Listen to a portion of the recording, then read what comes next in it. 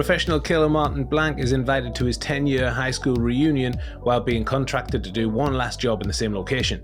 All flames reignite and buried secrets surface as Martin faces his past and he looks to his future. Grosse Pointe Blank started out as a pipe dream from an unknown writer, but was beaten into shape by John Cusack and his Chicago buddies to become a modest hit at the box office, and later a genre-defying cult classic about American masculinity and moral flexibility. My name is Luke, and the two fellas putting together a little concern are Westy. I'm doing a double shift. What does it look like? And Matt. I killed the president of Paraguay with a fork. How have you been? All the right movies are going back to Grosse Pointe, where you can never go home again, but you can always shop there.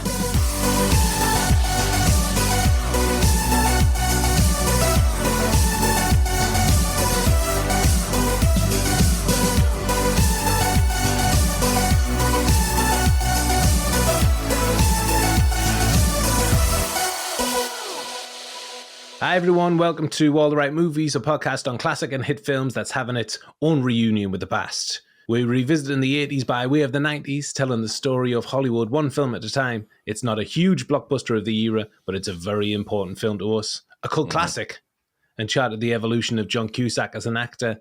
It is Grosse Pointe Blank. Sure Yes, is. it is. Oh, now we've been excited about this one for a long time. Very For a excited. good while. Yeah. Can't wait. Before we head back to our old stomping ground, it's time to tell you about becoming an ATRM patron. The moment that you've been waiting for, obviously, all week, I imagine. No, absolutely. Oh, Yeah. yeah. What you're listening to now is ATRM Classic, our flagship podcast, but only the most recent 25 episodes are available for free. The rest live in our extensive podcast archive, and you can access them all by becoming a patron of All the Right Movies on Apple Podcasts, Spotify, and Patreon, YouTube as well. Now, we've created well over 200 podcasts over the years, including our exclusive monthly shows for Patreon supporters. Double feature where we pit films against each other, and the watch list, our movie review show, all on a monthly basis. Yep. Yes. If you're a John Cusack fan, we've covered High Fidelity and interviewed the co-writer of that and this, D.V. DiVincentis. We did. Yes. So check that out, and we've talked about countless more films. Yeah. You can support us on Apple Podcasts, Spotify, YouTube for the archive, or join the majority of our community on Patreon at patreon.com/alltherightmovies, where you'll get access to everything that we've created, plus our exclusive content and the chance to ask questions for our upcoming episodes. Indeed. Yes, you will. If you would, that would be very much appreciated. Oh, absolutely. Yeah, 100%. Yes, it would. Thank you very much, everybody. Thank you, guys. But now it is back to the reunion with Martin Blank. Matt, this was your choice. Why do you want to talk about Grosse Pointe Blank? This one's very important and very Ooh. personal to me because this comes out in 97. And that was pretty much the year where I realised cinema was the thing I was really passionate about over anything else. And this sounded like such an intriguing film, but the thing was, I was at sixth form. And all my friends at the time that just weren't that fussed about cinema like I was. So if it wasn't the latest blockbuster or big comedy with a huge name attached, they weren't interested. So I had this conundrum. Either I didn't go and see this despite how much I wanted to, or I had to go to the cinema by myself. And I don't know if it's different now, but back then, going to the cinema by yourself, that was a big deal. That was not cool. It was not cool. It wasn't something you told people you did. Nope. Now, obviously, I did go and see by myself. And coming out of it afterwards, it wasn't just the fact that I'd seen this film that I'd loved. And I was so glad that I did go and see it. It was more the realization that it felt absolutely fine to go on my own, and I could easily shrug off someone going, well, isn't that a bit strange? I'd go, What a "No." geek. Yeah, exactly. And it just gave me the confidence to keep on doing that, which is a good thing because, as I You said, haven't looked back since, have you?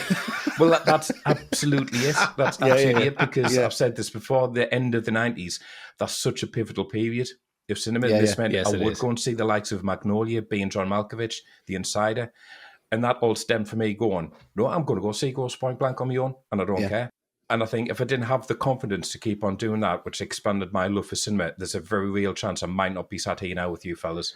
Oh, Wow. profound. That's how Nice. important this one is. And the cherry on top is when I got this film on VHS, every single person who I showed it to who didn't want to go to the cinema absolutely loved it. Nice. Brilliant. Oh, yeah. Told fantastic. you. Told you. Boom. Yeah. Very brave, Matt, and a pivotal film by the Pivotal sounds of film for things. me. Yeah. Amazing. Yeah, huge. Well, if my mind were a video store, and let's face it, it pretty much is, Yeah. this film would definitely be on the shelf. Yeah.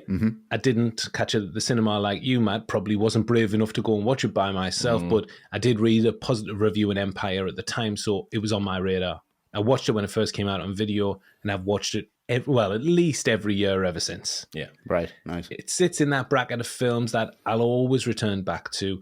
I'll go for comfort. I'll put it on the background when I'm doing something else. Mm-hmm. I've been a Cusack fan ever since this film. I think this was like patient zero in my Cusack fandom. He's amazing. He has such natural charm and energy. And obviously, all of the cast are incredible. Minnie Driver, forget about it. Oh, yeah. It's been a constant, and it constantly surprises me. There are layers to the dialogue that still reveal themselves. It's not a flashy film, and it's never going to be pulling up trees, but it just strikes a chord with me that is always playing. It's an all-timer for me. Yeah. I'm very much the same. It was a late 90s VHS affair for me, this one. I don't think I saw it in 97. I think it'd been about 99. I think when I started working at the cinema, and then I was with like-minded people, and I'm like, you've got to see this, you've got to see this, you've got to see this. And there was a lot of people pointing me towards this film. What really put me off was the artwork. Yeah. I just thought, Yeah. I'm not watching that. Yeah. And we'll get into that later on, but I think that was a real down point for me. And then when I actually watched it, I loved it because I was right into this style of film at the time. It reminded me of like that really independent, young, snappy feel to it, really fresh feel to it. It was like Clerks. It had the comedy of like So I Married an Axe Murderer kind of feel to it, where it wasn't taking itself too seriously. It was them films that I was kind of just devouring everything and not really in me pretentious, pompous phase just yet. So it kind of fit just right. I think that was about 2001-ish. Wasn't too long after that. Not the film, the actual year. But yeah, that's where it sat with me. And I just absolutely loved it when I was younger. And I love it now. And I think it is a very personal film. Once it gets you, it gets you. Yeah. And it just seems to have so much presence and memory. For me, when I think back about this film, there's so many highlights, and maybe that's to its detriment that it's not a really solid, finished, kind of thorough narrative film where you go, you've got all these arcs and all these ups and downs. Maybe it is just a collection of great scenes, but some films are, some films aren't, and this one for me definitely sits in there because I'm watching this and I watch it with anybody, and I'm looking forward to what's coming next. Yes, it is a really exciting film and a really good one. If it it gets you at the right time, it really gets you. It really does, yeah. Grosse Pointe Blank was written by Tom Jankiewicz, Steve Pink, D.V. DeVincentis, and John Cusack. Directed by George Armitage, it was produced by Susan Arnold, Donna Arkoff Roth, and Roger Birnbaum for Hollywood Pictures, and distributed by Buena Vista Pictures into theaters on April the 11th, 1997. Shot largely in California, it stars John Cusack as Blank, Minnie Driver as Debbie, Dan Aykroyd as lunatic hitman Grosse. Amazingly. Yeah, he's unreal. And there's a great supporting cast, including Jeremy Piven, Alan Arkin, John Cusack, and many more. Ready to take a trip up to Grosse Pointe, fellas? Let's do it. Yep. Let's go. Firstly, we're picking up with Martin Q. Blank as he takes out a target. 10 years! 10 years! 10! 10 years!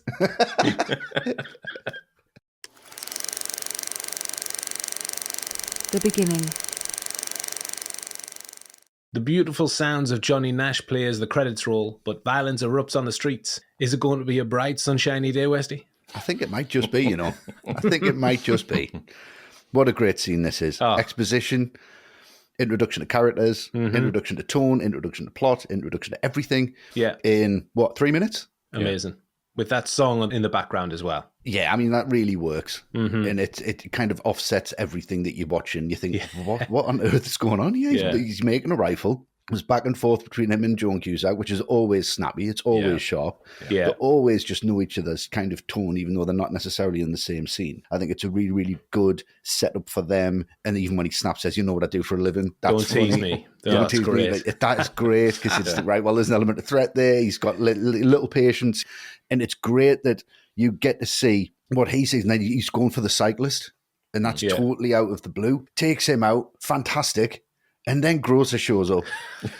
Oh, man. I've never been so happy to see Dan Aykroyd just pop around the corner, just wearing like a bellhop outfit. In the full garb, In the full garb, and just pulls out them two massive guns. And I mean, he doesn't waste a bullet, let's be honest. No. He absolutely goes for this. Yeah. And it just shows he's very thorough. His attention to detail. Yeah. This guy we've got to look out for. He's going to be a problem. And it's Dan Aykroyd who's the problem. Yeah. And it's really harsh. It's really kind of, it's hilarious. It's brutal. Yeah. And you just think, right, okay, this is going to be violent. It's going to be funny. It's going to be stylish. I'm in. Grosse are just blasting everybody away. It's fantastic. Absolutely. Just takes the coat off, just walks back in the hotel. Yeah, so then we do finally meet Grosse. Martin! Where are you? Budapest. City Cathedrals. See you right there on the bridge of the Danube, kid. Yeah, I mean, the dialogue is so snappy and instant between these two, and it's immediately funny how as soon as he gets out the car, he and Martin are both facing each other side on. Martin's hands and he was going, it's the most cautious handshake you'll ever see in your life. Neither of them trust the other. I think this whole scene is about deconstructing the myth of the hitman, because like the cinematic trope of the hitman is he's sleek and he's cool, he's a person of very little words. Martin is that to some extent. Grosse definitely isn't. No. He's packing a little weight. He's really verbose. This isn't Jean Reno in Leon, to say the least. No. He's not the samurai. Exactly. That was the other one I was thinking of, yeah. And this whole conversation is as far away as you can get from this like kind of almost romantic version of the brooding hitman, because Grosse's is talking about forming a union. And I think one of the best like satirical running jokes is how much being a hitman is just like any other job. It's got its issues. As Grosse says, work less, make more. Let's do consolidated bargaining because the market's flooded. Like, brilliant. If you've ever worked freelance, you go, yeah, you know what? That is a problem. There is too many people out there, stealing your jobs, undercutting you. This is a genuine issue. And I think there's that great description of all the others who've come in, the Stasi guys, and that description of the Filipino ladies, the stabbers. The stabbers. The stabbers. Queens of the Hotel hit. It just sets up this world beautifully. And I think, talking to great dialogue, just want to quickly mention John Cusack again, because, she's so funny and it's so great. And when Martin's on the phone about the reunion and she says she went to hers, oh, how was it? It was just as if everyone had swelled. Because the obvious line is everyone got fat, but that's not a funny line. Yeah. Everyone swelled. That's funny. That's great. Sizzling dialogue. Grosse, if you want a father, I'll give you a spanking.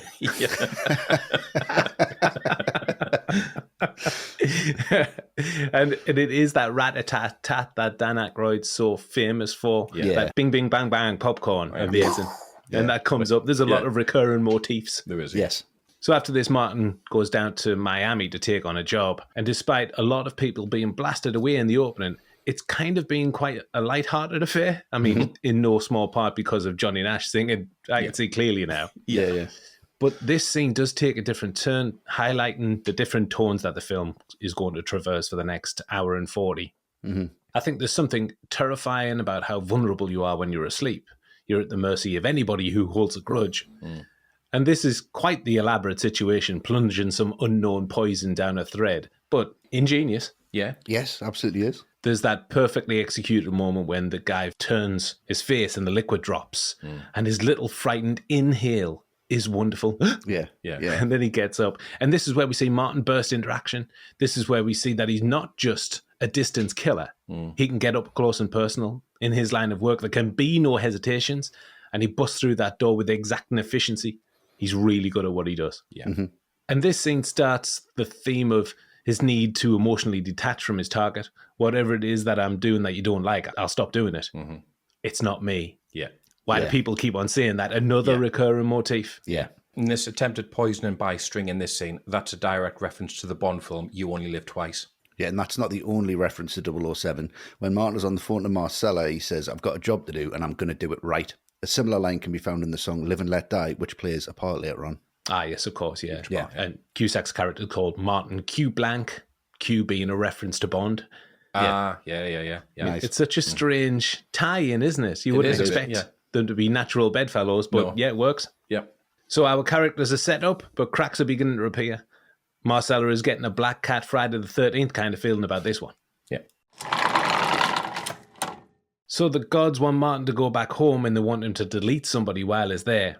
But first he needs to do some soul searching. And this is where we see the other side of Martin. We've got the cold contract killer. But at his analyst's place, we see what's happening below the surface. He's a well of regret and unresolved issues. He's feeling uneasy, issues at work, concept execution stuff, that kind of thing. Cusack's always had this knack of doing the whole straight-to-camera monologue. And this one is great to open the scene. Your quote at the start, Matt, when he's contemplating going back to the reunion, he's all his anxieties are laid out. They'll have husbands and wives and they can talk about what they do. And what am I going to say? I killed the president of Paraguay with a fork. How have you been?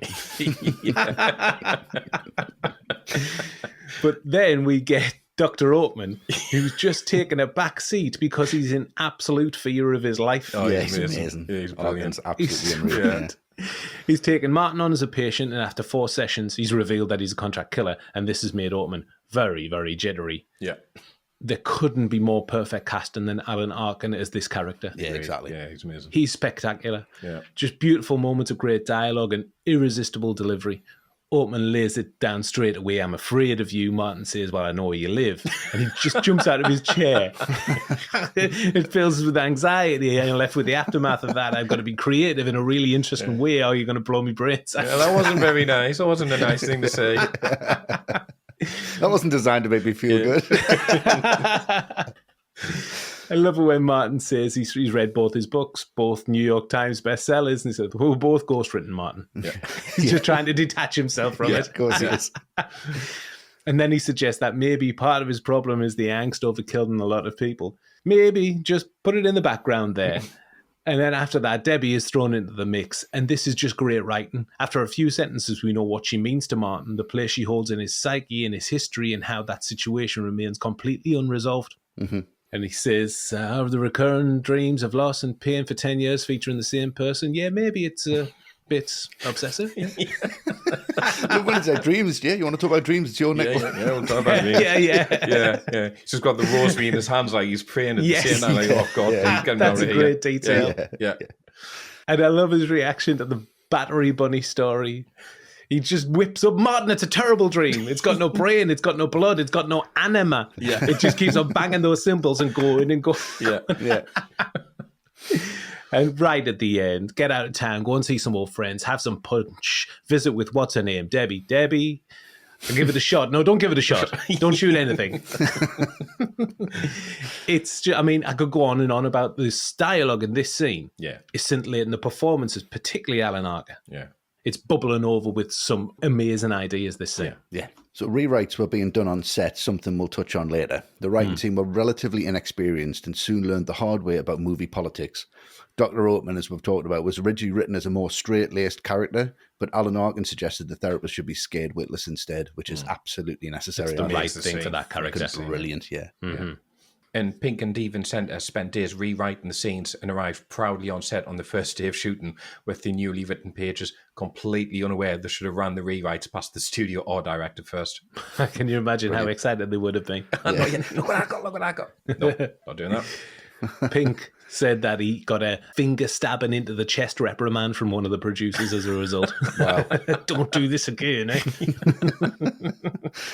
So then after this, Martin's on his way to Detroit. We'll get one of the many perfect needle drops in the film with Blister in the Sun on the soundtrack here. Brilliant. And then we're also introduced to the two feds who are tailing him, Lardner and McCullers. And they're both so good in this as well. And I think one of the great things that Grosse Pointe Blank does is it makes every character, no matter how little the screen time, feel very rounded and believable. And just this good-natured squabbling you've got going on in the car between these over the file. Have you read the file? I don't need to read the file. I know, Martin. Well, maybe I'll take the weekend off and you can kill him. Well, maybe I will. All that stuff. It's really, really great. I mean, like, I think we get just as much as we need of these two. But part of me thinks, actually, I'd like to see more of them. I'd like to see them wind Grosse up a bit more, that they do later on. I'd like to see more of them trailing Martin around and doing things like ringing into Debbie's show to antagonize him, put him on alert. Great. And then, obviously, talking of Debbie, it's finally our introduction to her as well. I mean, you get the great transition from, like, non-diegetic soundtrack, Violent Femmes, into the diegetic soundtrack when Martin turns the radio on, and it's the Clash. Amazing. It's that classic close-up of her speaking into the mic, which harks back to Pulp Fiction, which harks back to the Warriors. Yes. I mean, it's maybe a bit of an odd setup, I think, that this radio station is just like broadcasting onto the street. Blaring onto the street. Yeah, like what, you don't listen to it. I don't know if that's an American thing. Maybe American listeners listen to it. That's how it works over here. I don't know. I quite like that. I mean, depending on the the song. I do quite like it, particularly I'd quite like tunes. a speaker outside my house while we're doing this. Come along, everybody. People just walking past. What the fuck's he talking about? But I think it's clear from this bit as well just how smart she is. Where are all the good men dead? In the heart or in the head? That's a Shakespeare quote. And she's just casually dropping it in there. Brilliant. And it's really funny how Martin just automatically slips into hitman mode when he's trying to sneak a look at Debbie through the window, hat pulled down, glasses on, covering his face with his hand. So the music choices, the character introductions, it's all been set up for the rest of the film perfectly. Yeah. Brilliant. Driving gloves as well. Driving gloves. Classic move. Yeah. Yeah, lovely. So from there, he kind of loses the disguise, then goes to places that remind him of his past. And we've all done this. When you go back and you kind of reminisce and you just drive past somewhere and you're like, oh, the memories start to come flooding back. But the first one is when he visits the school. I absolutely love this back and forth with Mrs. K. I think she is wonderful because you can tell they couldn't fucking stand each other when they were at school. She couldn't stand him. Yeah. And it's like, you've always been really good at that without sounding like a kiss ass. Straight down the line. And it's just them little back and forth. Where have you been? As if they've put bets on and she's lost and she's kind of pissed off. Yeah, it's like, we all lost. Brilliant. And say, no, I went this way. That's a barrage of imagery. That's fantastic. That's great. Yeah. He starts one line of conversation and then she just changed. That's a nice tie you've got on. You look like a mortician. It's like a really backhanded compliment. And then he's like, you've got that Mary Tyler Moore thing going on. Yeah. I love that. It's just this they're kind of slapping each other around. And then she's like, well, wait, where are you going? I'm going home. Oh, yeah. Oh, really? Yeah. You've got a surprise coming. Yeah, wait until you see that. I'll see you later on. And when the bell goes off, it's like, oh, they're playing the song. I love that. Yeah, that's good. So from there, we'll come to probably the second best needle drop, which is Live and Let Die, as he pulls up the ultimate. Yeah. And I always think, and I know that you interviewed Divicentis about this, and they changed the music, and we'll get into that. Yeah. But I do think that this cut leaves me wanting slightly. I think it cuts to the ultimate slightly too early. Yeah, I know what you mean. Right, okay. The song doesn't kick in. Yeah. It kicks in when he walks into the frame. And that should have been the cut to the ultimate. It should have been him getting out the car, just his reaction, and then walking up to the camera just as the song's kind of building, and then cut to and then as it kicks in, there's the ultimate and he's walking towards it. Yeah. I think that would have had a lot more of an impact. But it's wonderful. He goes in, this back and forth with this kid is just so good. It feels like this is completely ad-libbed. I don't think they wrote a line of dialogue here. Yeah. They basically said to the kid, look, you're on a double shift and you work here. You've been here a couple of months. That's all you need to know. Yeah. And that's all he says. He's like, I'm on a double shift. What does it look like? How does he know he's on a double shift? For a start, that's great. He's pissed off he's working a double shift. He's like, what the fuck do you want from us? Where's your manager live? I'm not telling you. Where do you live? I'm not telling you that either. Yeah. He's just gone into hitman mode, hasn't he? Where do you live? I'm going to find you. Where do you live? Where's your manager? He's just trying to find sense out of this nonsensical situation. He's got no idea what's going on. And he's like, I used to... What are you doing here? What are you doing here? I used to live here, but he can't say that because it's not a house. He's like, I used to live like here, I'm standing where my living room used to be. And then he phones the doctor, and it's just that wonderful moment from Malcolm when he just wakes up and he's just shocked with the phone ring, and he's like, oh, okay, and he walks over to it really slowly, and then he says, oh, it's Martin Blank, and he just, nah, I'm not picking the phone up. He just hovers over it and then just walks back. And cushion over the head. Yeah, fetal position. Oh, God, leave us alone. Which is absolutely wonderful. Really love that sequence. Again, I'm straight in. Oh, it's wonderful. Yeah, it's What's great. done is done. Let's forget the whole thing. Let's leave the whole thing. The kid's just, you can tell he looks around kind of at the camera. He's kind of like, is that the scene? Yeah. Is that me done? So with Martin's existential crisis in full swing, the ghosts of his past are colliding with his present. Yeah. The director. Let's talk about the man behind the camera who brought this cult classic to life. A man who will probably not show up on Classic again. No. Although he has shown up on one of our Patreon shows in the past, when he directed Hitman, the remake of Get Carter. Oh, that's right, yeah. Right, okay. Yes. Okay, got you. Yeah. Yep. Still not checked that one out. No. Don't bother. Yep, still trying to absorb that one. George Armitage, who prior to this had made one film in the last 21 years. An unexpected mix. What are your thoughts of his work here, Westy? I mean, he's steering the ship, isn't he? He is. I think there's so many people here. There's such a melting pot of opinions and humour and direction that it does feel quite muddled. But what he does is he takes the threads, and I think he does neatly put them together. And he does actually make this make sense, because it could so easily not make sense. I think because of the nature of it, and we've said that rewrites were being done literally on the set. But it does kind of stitch together okay. I think if you look for it, you'll see cracks everywhere in this film. If you want to rip this film to pieces, it's very easy to do so. The second shot in this film that I was going to mention later on with the DP, Jamie Anderson, I was going to say, well, the second shot in this film is a Dutch angle in an office for no reason whatsoever. Yeah. Why? It just makes no sense. There's crane shots in here. There's really fast editing. There's really slow editing. There's cuts where there shouldn't be cuts. There's cuts that don't necessarily match. Eye lines are pretty much all over the place. But he makes it work. and he keeps that tone consistent. Every scene is on the same level. It doesn't necessarily dip in quality, no matter where we are and what we're talking about. If it's the romantic comedy, that works as a romantic comedy. If it's an action sequence, it works as an action sequence. Yes. If it's a dialogue sequence, it works as a dialogue sequence. Yeah, it keeps the tones, doesn't Exactly. The tone is consistent. And I think that's what Armitage does with this. He's a very consistent storyteller and a very consistent filmmaker to just say, right, the first scene of this film and the last scene of this film are as good as each other.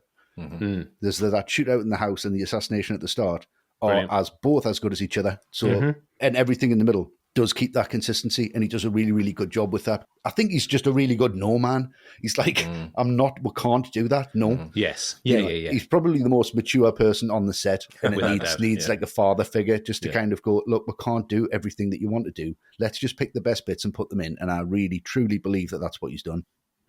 Well, I think the thing about this, it's clearly a John Cusack passion project, right? And produce and starring. So he's going to want someone who he knows is going to deliver what he wants. And I agree with Westy. I don't think it's a case if he wants a yes man, but I think he wants a good collaborator. And for Cusack, I think a good collaborator is someone who's going to be able to come in and put what Cusack sees on the page or is in his head and put it on screen for him. He doesn't want someone who's going to come in and start pulling this thing to pieces and go, you know, I've got a different vision for this. Have you thought about doing this instead? What Cusack wants to hear is, well, this could be tricky, but this is how we can do it. Yeah. That sounds slightly dismissive of Armitage, but I don't mean it to, because ultimately he's doing what Cusack can't. And it's not even as if this is an absolute home run for anyone on the page. The tone of this is so unique. It's funny, but the humor is very offbeat. It's romantic, but it's not a typical Hollywood romance. And then it has action sequences in there. And then in amongst all that, it does have these questions about having an existential crisis of morality. So there's a lot to balance. And I think that's what I think Cusack trusted Armitage with, the ability to balance everything. And, you know, at this point in his career, Cusack could have probably shopped this around to quite a few people. I mean, he's worked with Rob Reiner a few times. By this point, he could have got Rob Reiner in, but he doesn't. He wants Armitage, who repays every single bit of trust, because this film, agree with Westy, it could be all over the place, really. But it's not. It's sharp as a tack, and that's what Armitage deserves so much credit for, because he totally gets what this film needs to be. Yes. Yeah, he knows his place, Armitage, doesn't he? He does, yeah. Yes. Yeah. I think we're all on the same page. And I think it's very similar to Stephen Frears' work on High Fidelity. I was just about to say that. He said very similar things when we covered that. Yeah. He's not a flashy director. He services the material well. He runs a good, tight ship and is clearly in sync with Cusack and his buddies. Yeah. And considering he's quite a bit older than them, just like Stephen Frears, I think the collaboration really shines. I'm not tying down with faint praise either here. I mean, again, I think we said the same thing on High Fidelity. There's no call for a flashy director here or somebody trying to elevate the material. It already speaks for itself. What really impresses me about Armitage's work here is the location. I mean, it's in the title. It's got to be a character in the film. And there's something quite beautiful about the way that he establishes Grosse Pointe and this idealized American suburb, all manicured lawns, perfect facades. I think it works great with the story. It feels like the kind of place that exists more in memory than in reality, which kind of is representative of Martin. I think Armitage understood that he wasn't just recreating a location, it was a state of mind or a memory or an idealized memory.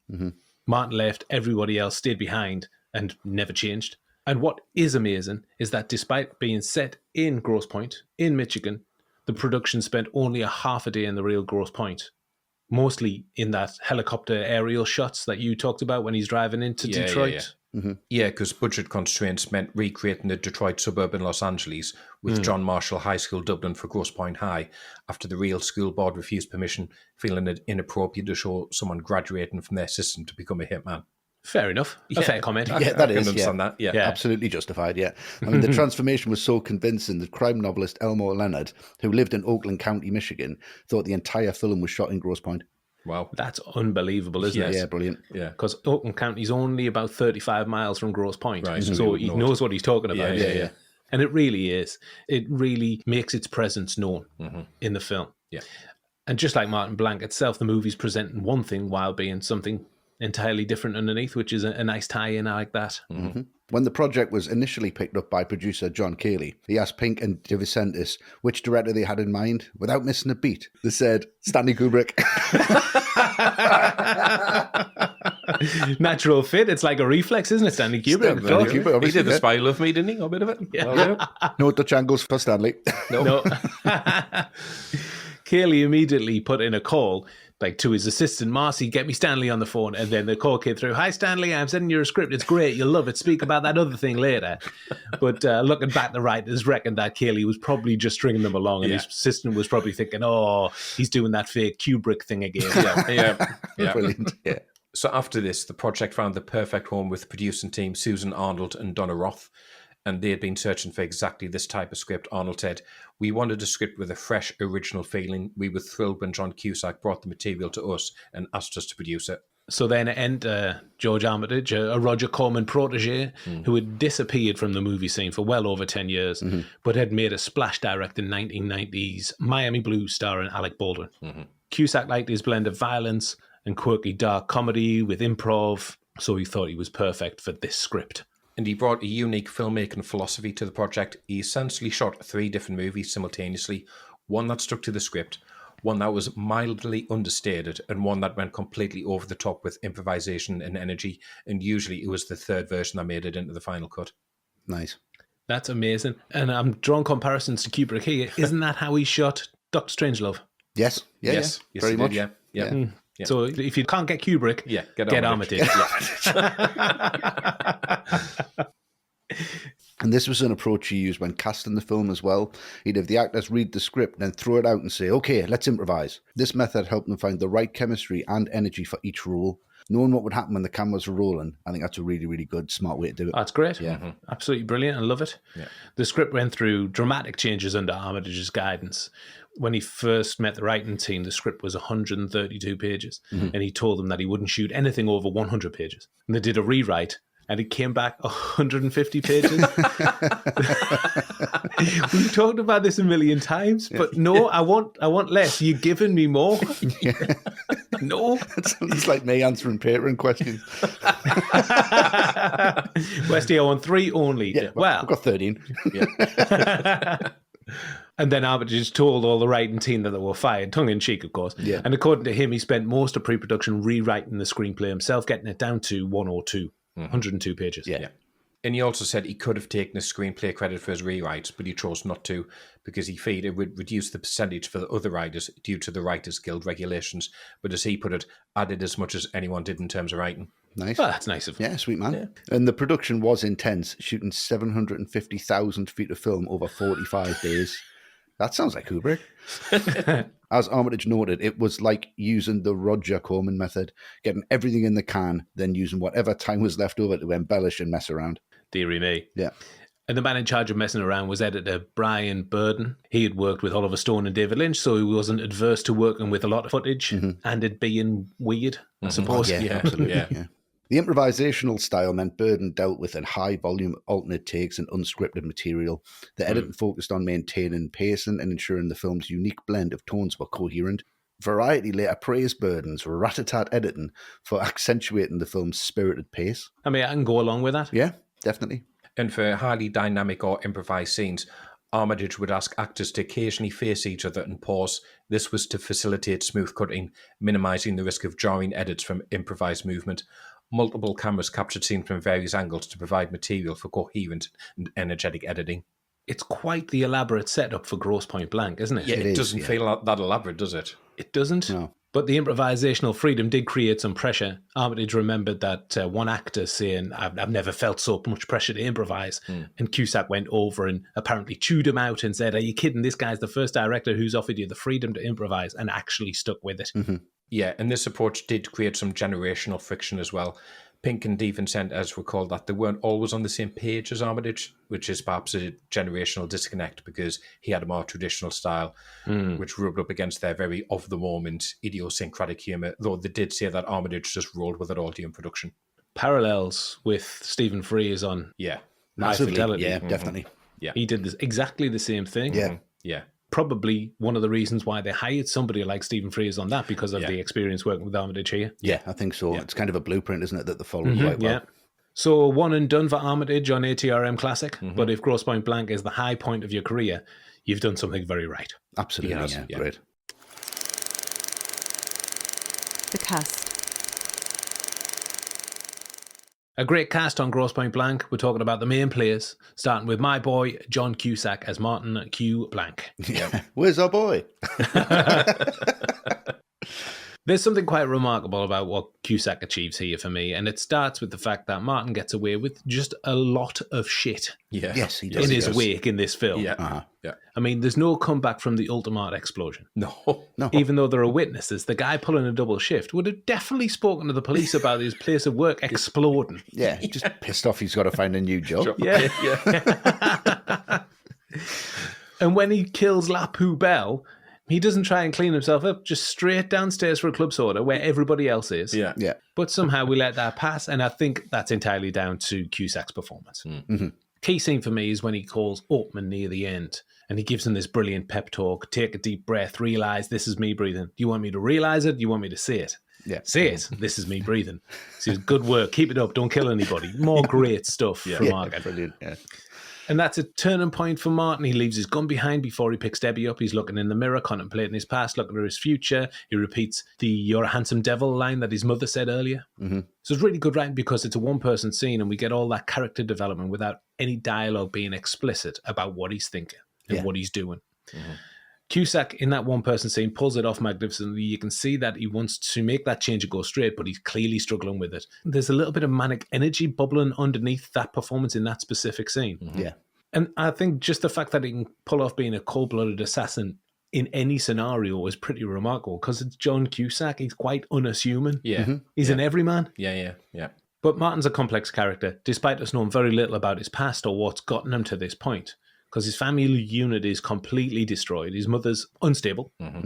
His dad is no longer with us. And from that wordless scene at the grave, I can only imagine it was self-inflicted.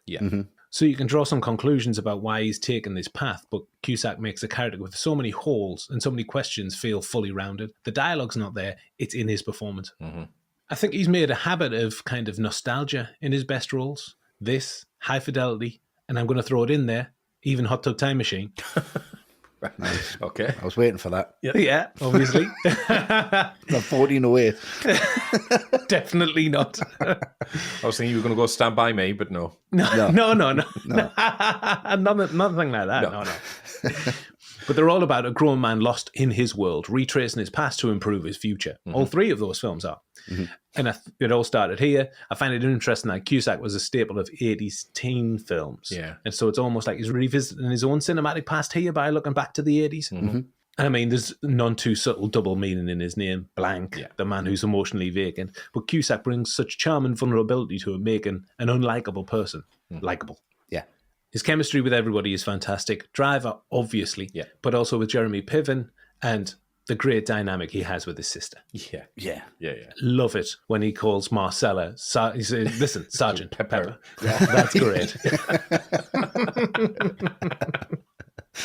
I think he understands that Martin isn't a traditional action hero or even an anti-hero traditionally. He's a deeply damaged man trying to figure out if he can change. He wants to, but can he? And Cusack plays all those contradictions very well. Yeah. I think, it's a career-defining. It's top 3 Cusack. Oh, yeah, Nice. definitely. Yeah. Without doubt. As he often does, Cusack populated the film with his family and friends. 3 of his siblings, Joan, Anne, and Bill, all appear in the film, along with Piven, who had been part of a Chicago theatre circle since they were teenagers. The core group of Cusack, Pink, DeVincentis, Piven had all studied acting together at the Piven Theatre Workshop, which is run by Jeremy's parents. Yeah. Oh, nice. And co-writers DeVincentis and Steve Pink both appeared in the film as Don Koretsky and Terry Rostand, respectively. And the film marked connections to Cusack's previous work too, because both Jeremy Piven and Patrick O'Neill, and he plays Nathaniel, had appeared with Cusack in Say Anything. Brilliant. Debbie, it's Nathaniel. I love that guy. Not feeling any remorse here, dude. Yeah. I'd make him wear that prom dress.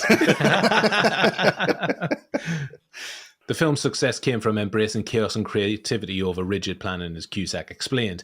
He said, I like to take risks. With acting, you want to see if you can get into trouble without knowing you're going to get out of it. Mm-hmm. It's the exact opposite of war, where you need an exit strategy. When you're acting, you should get all the way into trouble with no exit strategy and have the cameras rolling. Yeah. Great. Nice. Yeah. And just linking into all of his siblings playing a part here, we've got our first Patreon question from Alistair Block. Hello, Alistair. Hello, Oh, Alistair. Alistair. Like Alistair, you can become a patron of All the Right Movies, ask us questions for the film that we're covering, and this is what Alistair's got to say. First of all, he says, hi, gang. Hello. Well, hello. Good start. Okay. Yeah, brilliant Love it. start. Yep. Alistair from the block. He'll love that. Yeah, of course he will. He says, thanks for consistently great podcasts. I've been listening for a while now and finally decided to take the plunge to support you in Patreon, as this is one of my all-time favourite films and I really wanted to get on asking a question. Now's my chance to get stuck into the rest of the archive as well. Oh, brilliant. Thank you for doing it, Alistair. Fair enough. You can do it listening as well if you want to. Yes. Yeah, definitely. Alistair's question is this. He says, this is one of several films that Joan and John Cusack appeared together. Notably, this one also has Anne and Bill, and none of them are related in the film. Mm-hmm. What other notable performances can you name starring relatives playing characters who are not related? He says off the top of his head, he could only have the Sutherlands in A Time to Kill and Frank Oz in The Disaster Artist. So those are off the menu. Okay. Yeah. Thanks for the question, Alistair. Welcome to the Patreon community. Yes, welcome, mate. Thank you. And this is actually trickier than it first appears because most of the time when you get siblings in a film together, they are playing related characters, or one of them just has a small cameo. Yeah. Yeah. Joan and John have appeared in 10 films together. Wow. Yes. Didn't realise there was that many. But I thought of the Wilson brothers in Tenenbaums. Yes. Of course. Personal favourite. Yeah, I've got that. Yeah. Yeah. I've got William, Daniel, and Stephen Baldwin in Born on the 4th of July. Oh, yeah. Nice. Right. Nice. Yeah. Deep Well cut. done.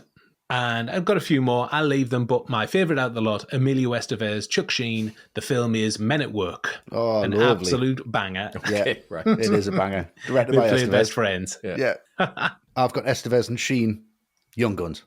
Brilliant. Right. Of course you are. Love Young that. Guns. Yeah, fantastic. Brilliant film. And I love John and Joan in High Fidelity. I think that is them at the pinnacle Yeah. for me. Are you going to do it, Wesley? I'll do it if you want. Do it. Yeah, go for it. Hey, Rob! You fucking asshole! And a big load of Westy's neighbours there. Yeah, sorry. And the one for me, it's not necessarily a great performance and it is more a cameo.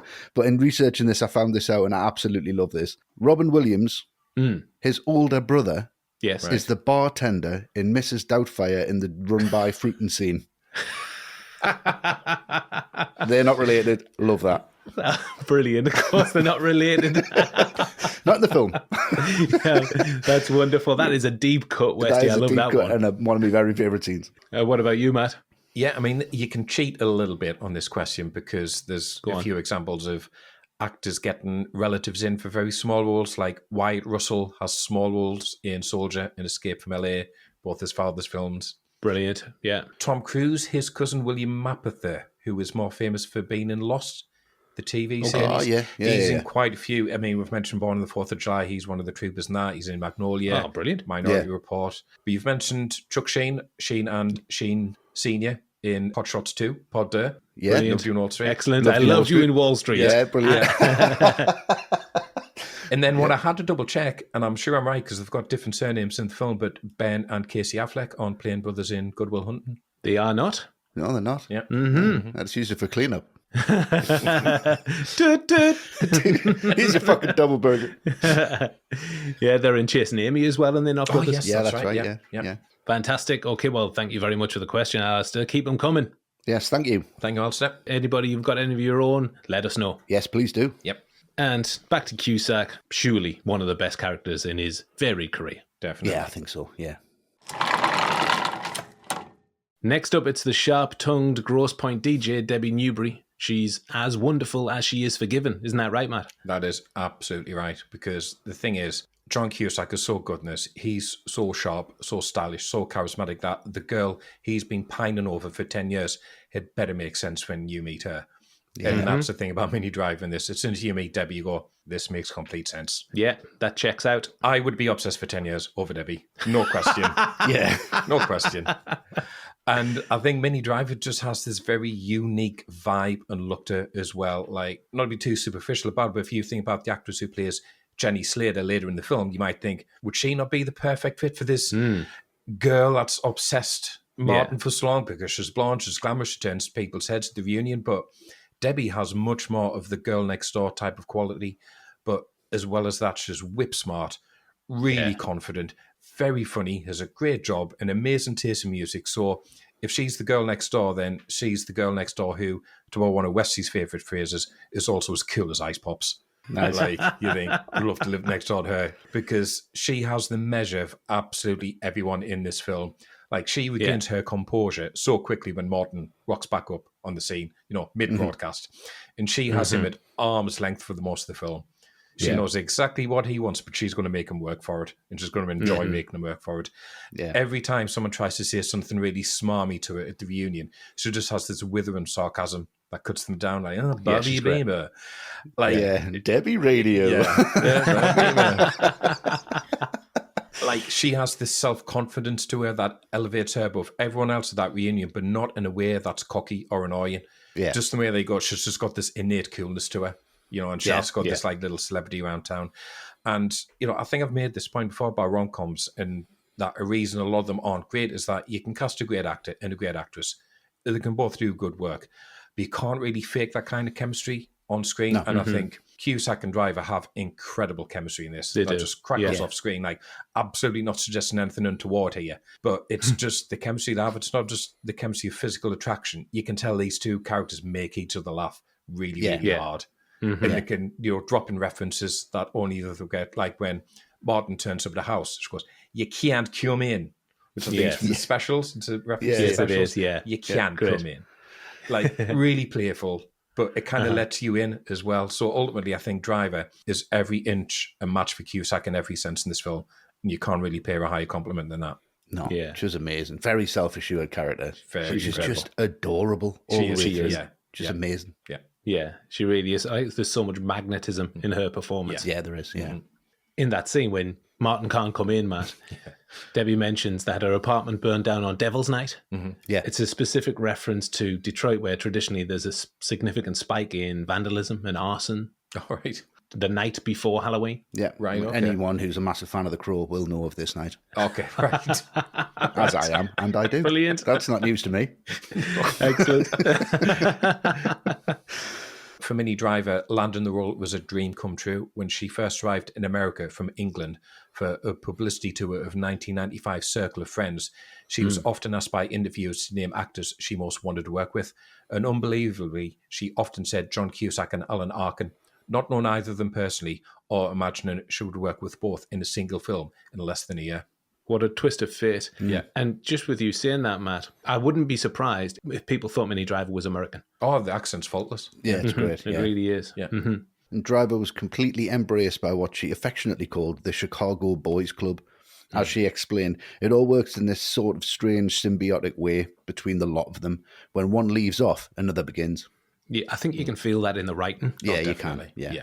She said she felt part of a revolutionary new way of making films, something that she hadn't been exposed to in a fledgling career. Yeah. So a performance full of charm for Minnie Driver, a real standout in the film. Definitely, 100%. Finally, a man we have a lot of affection for, a man who puts in probably the last great performance of his career. Yeah. It is Dan Aykroyd as hitman Grosse. Just Grosse, that's it. Yes.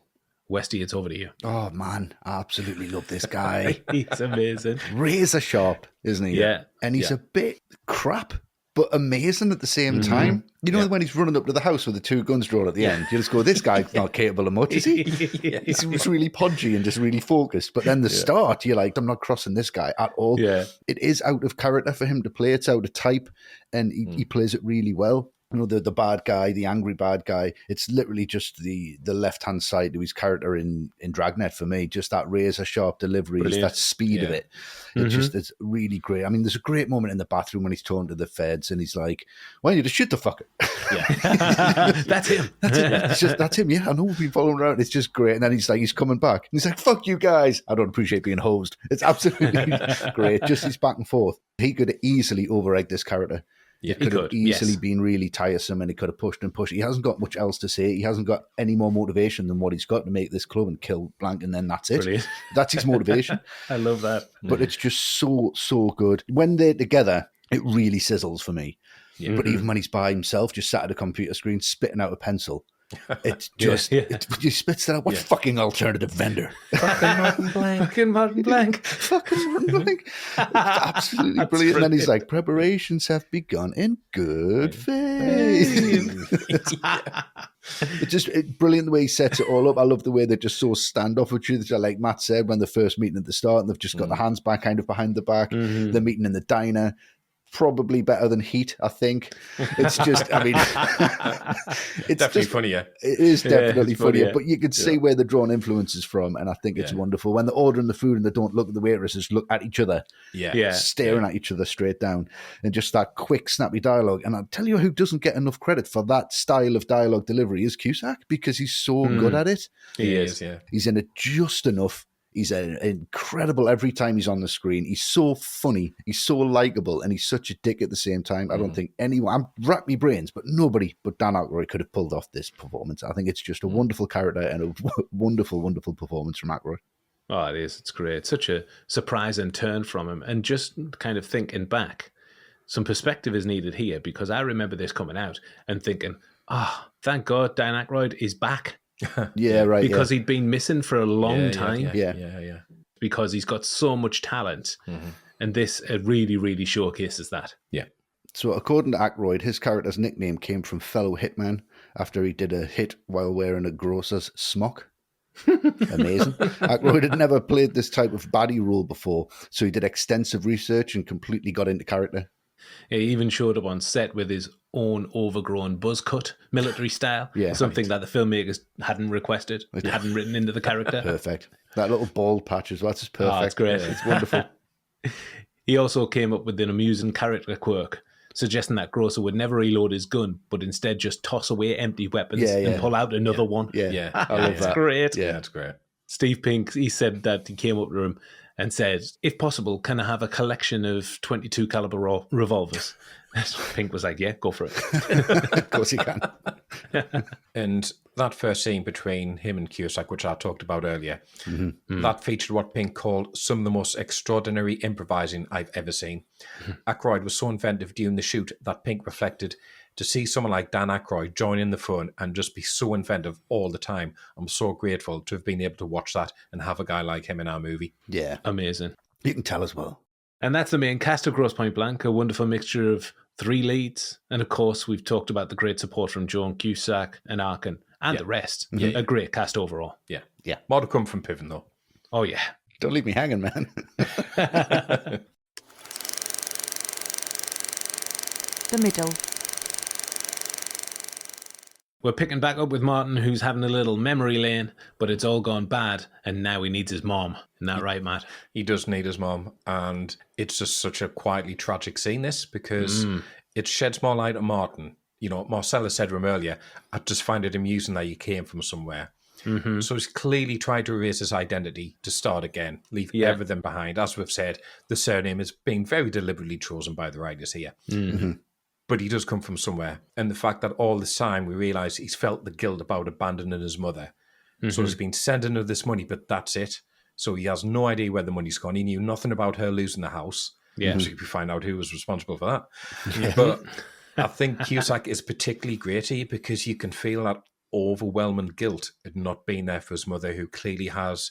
She has dementia, maybe. There's obviously there's something, badly wrong with her. Yeah. And it's just all in like the mannerisms, and when he's kind of like furrowing his brow with his thumbs, and he's doing that. And he's like trying to work out, oh God, what have I missed? What have I missed? Why wasn't I here?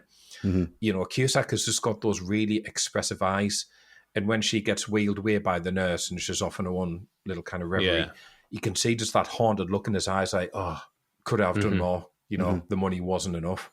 Yeah. But then you get the complete contrast with his attitude towards his father at the grave. Doesn't bring flowers, brings booze, has nothing to say, no kind words, just pours it over the grave. And then what's key to me is he doesn't take the empty bottle with him. He just drops it there and walks off like, you don't deserve to have a clean grave. Yes. You can have the bottle as well. No word of dialogue. Just the expression on his face in a 20-second scene, maybe. Yeah.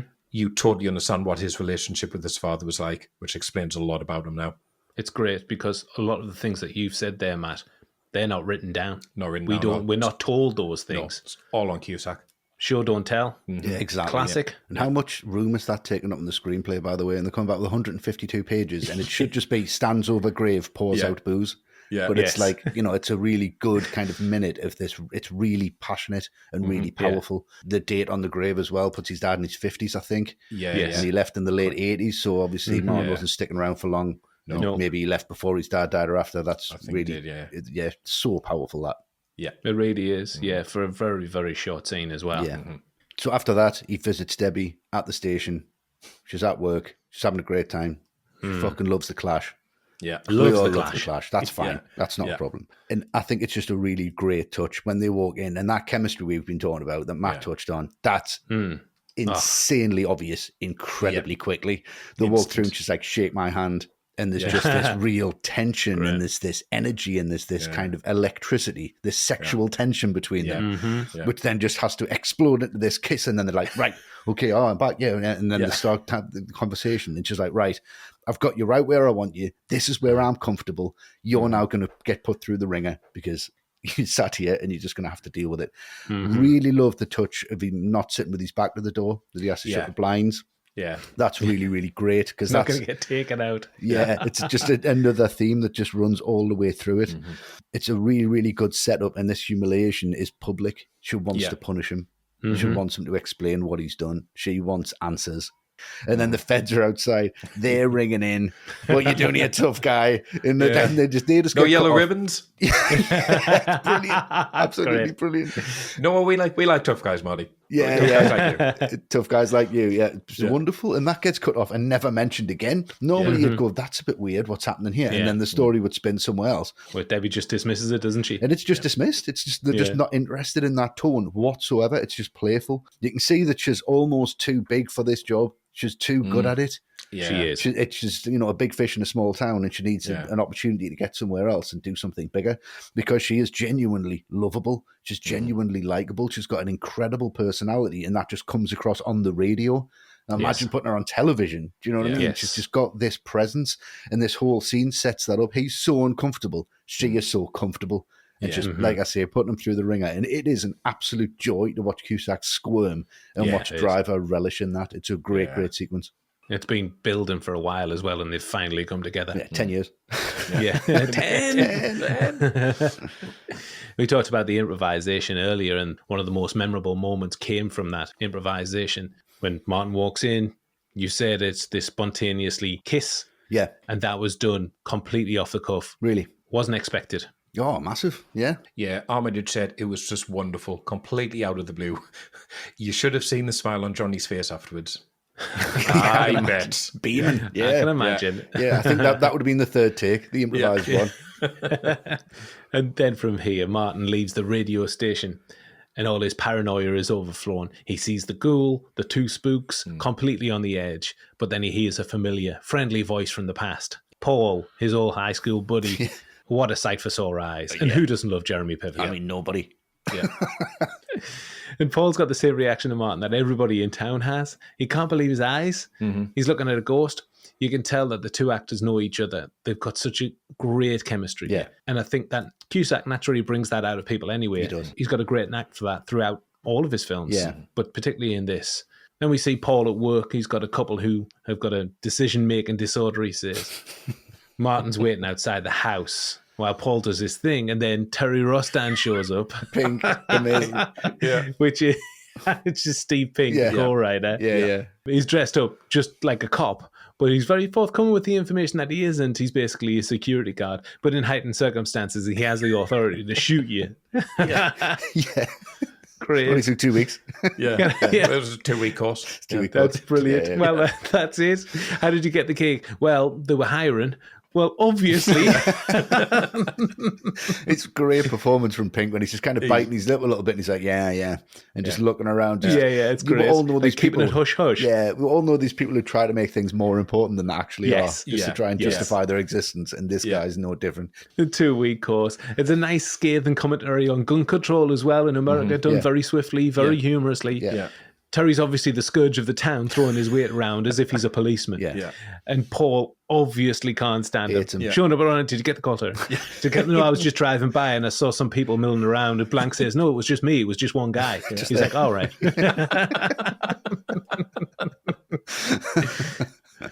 And then at the end, there's this wonderful little gag where Paul asks if Blank has seen the house. He brokered the deal. Oh, thank you for profiting on my childhood. Yeah. Amazing. Yeah, great. I love Blank's delivery when he's just trying to fit into this like everyday life. When he's like, I'd have a house like this and I want a wife like you. Yeah. I And always you'll be feel safe very here. temporary about myself. You'll be safe here. And you'll be safe here with Terry. Rubbish. I think Blank does more to torpedo that situation than Terry does, to be He really quite does, honest. yeah. But Really Paul does. just takes it out on Terry. Yeah. Oh, it's wonderful. Yeah, it's great. So Martin is revisiting his past, and the puzzle pieces are beginning to slot together. They are. Leaving the house, we're still with Martin and Paul. Paul struggles to contain his emotions. It has been 10 years, Matt. It has, somehow. So he's driving him around. They go past Debbie's house. Kind of crept up on you, didn't it? No, you drove us here. Brilliant. As we've said, the chemistry between these two, it's incredible. And you do get this like implicit shared history between them, which is somehow very understandable, just shooting the beat, did your sister ever marry that guy Kenny? And he's like, Kenny? Kenny. He's got a tag on his leg. It's 3 years of Joliet. Yeah, let's not go there. Yeah, let's not go there. See, you feel like you've just dropped in on two old friends catching up, but then out of nowhere, there's that explosion from Paul. Brilliant. Just the blast on the car horn, first of all. 10 years, man. 10. And then the conversation comes back to Martin trying to justify it, saying he's a hitman. And it comes back down again. Oh, do you have to do a post-grad to do that? Or can you jump right in? I'm curious about that. No, it's an open market. Oh, okay. 10 years, man. 10 years. 10 years. 10 years. 10. It's so funny. I mean, this is clearly one of the most improvised scenes by Pickett. Clearly. Oh, yeah, absolutely. It really feels like they've just said, Jeremy, 10 years is the line. Do what you want with it. Because when he blasts that car horn, John Cusack really jumps. It's a surprise. He's like, whoa. Where's he going with this? One of the most memorable scenes in the film, obviously. And it just makes that point again, though, about no one questioning Martin's job, despite the fact he's really honest about it, because who would make up something like that? Yeah. But it just really sells the friendship these two had, which is really important because you need that for Paul helping them dispose of Felix later on. Yeah. But yeah, once you've seen this, anyone says 10, your instant reaction in 10 any situation. years. 10 years. 10. 10. It's fantastic. Yeah. That laugh that they both share right at the end, just before it cuts, that was clearly genuine. It's so Definitely. genuine. Yeah, Definitely. 100%. Yeah. I love it right at the end. And he drops him off. And Paul says, I'll see you at the I've peaked and I'm kidding you party. Yeah. Brilliant. Brilliant dialogue. Yeah. From there, we're back at the Ultimate. And this scene is just fantastic stuff. It is fantastic stuff. There's a lot of nods here to other films that came out before. Great touch with that kid playing Doom 2. Arguably one of the greatest Proper video throwback, games of that, all isn't it? time. Yeah. Still amazing. I've just downloaded that after watching this morning. So I've downloaded that for my son. So we're going to play that later on. Brilliant. He's got the two guns out. There's a massive John Woo reference here. There's the suit that he's wearing. That's kind of flying all the way through. The destruction of this whole place is fantastically set up. Just when he just turns up, just running through the door, two Uzis. Just, Brilliant. Just loading on each other. Yeah. Love that. Just do not expect it. And it's just right, here we go, and we're into the action. And it's got a real Dusk Till Dawn vibe for me. The opening of Dusk Till Dawn, it's very, very similar to that, just with everything exploding the way it goes. And even the explosion itself is excellent. I will say this, it's very fast, and I remember it being longer. Just like the fight later. Yeah, exactly. That's quite fast. I think you fill in a lot of the gaps, and I think a lot of that's down to the editing as well. Yes, it this definitely rat-a-tat, just this real kinetic vibe to the energy. But what I will say is that the most childish explosive device you've ever seen made in your entire life. Did you used to do the same thing with just like a lump of plasticine and some speaker wire you'd find lying in the third drawer down in the kitchen? You're just like, let's get all this, put some drawn pins in it and then stick it in the microwave. It just really takes me out. But you just go, you know what? That's really fun because that makes sense. Yeah, he was caught on the hop, wasn't he? He had limited time. And it's great because you just look at it and you know for a fact that's an explosive device. There's no research. It doesn't say C4 on it or anything. You just look at it and you go, that's going to explode. Brilliant. Perfect. Like it's like something that Wallace and Gromit would invent. It's just really, really great.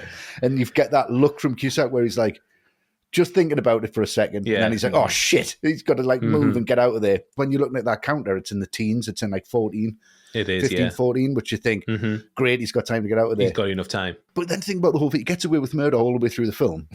So does Grosse.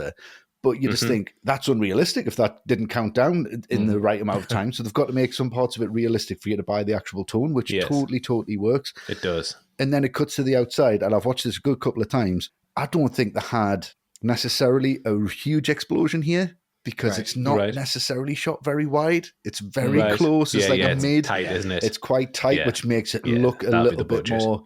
It makes it look bigger, basically. And I think when it cuts back to Blank and the kid on the floor, you can tell that people are just off camera throwing shit at them. Sure, like Pink and Devil Center sort of behind the camera, throwing milk cartons and just being like, brilliant. Hit him with that one. Right? You can absolutely tell. And when the kid just walks off, are you okay? That's the last thing he says to the kid, which is also the first line he says to Martin when he walks in the first time. He's like, are you okay, man? He's like, yeah, I'm fine. And he's like, are you okay? He's like, no, I'm not. I'm going to go find another job. Just walks off. That's it. And then it is over with. No consequences. A lot of fun.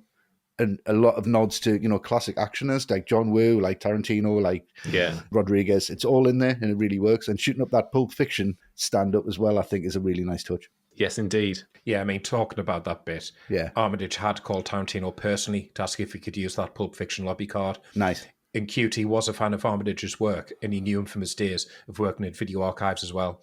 So it was actually wide with squibs and shot up during the scene.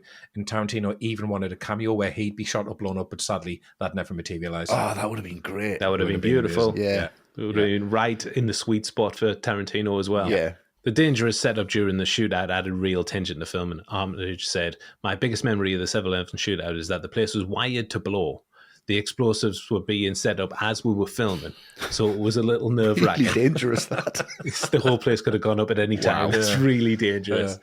I tell you what as well, though, what a cool move is sliding on his knees towards the microwave. Yeah. That's great. That looks great. Yeah. And that great comic cut, just the kid playing Doom, oblivious to the place getting blown to shit. It's a great setup. That's great. Setup, Well, I'm picking up after the whole Ultima debacle. Martin and Debbie meet for drinks at the Hippo Club. And it's a little bit of exposition. We find out that Debbie's been married and divorced. The fact that Martin knows this already reinforces that he's obsessed over Debbie for 10 years. 10 years.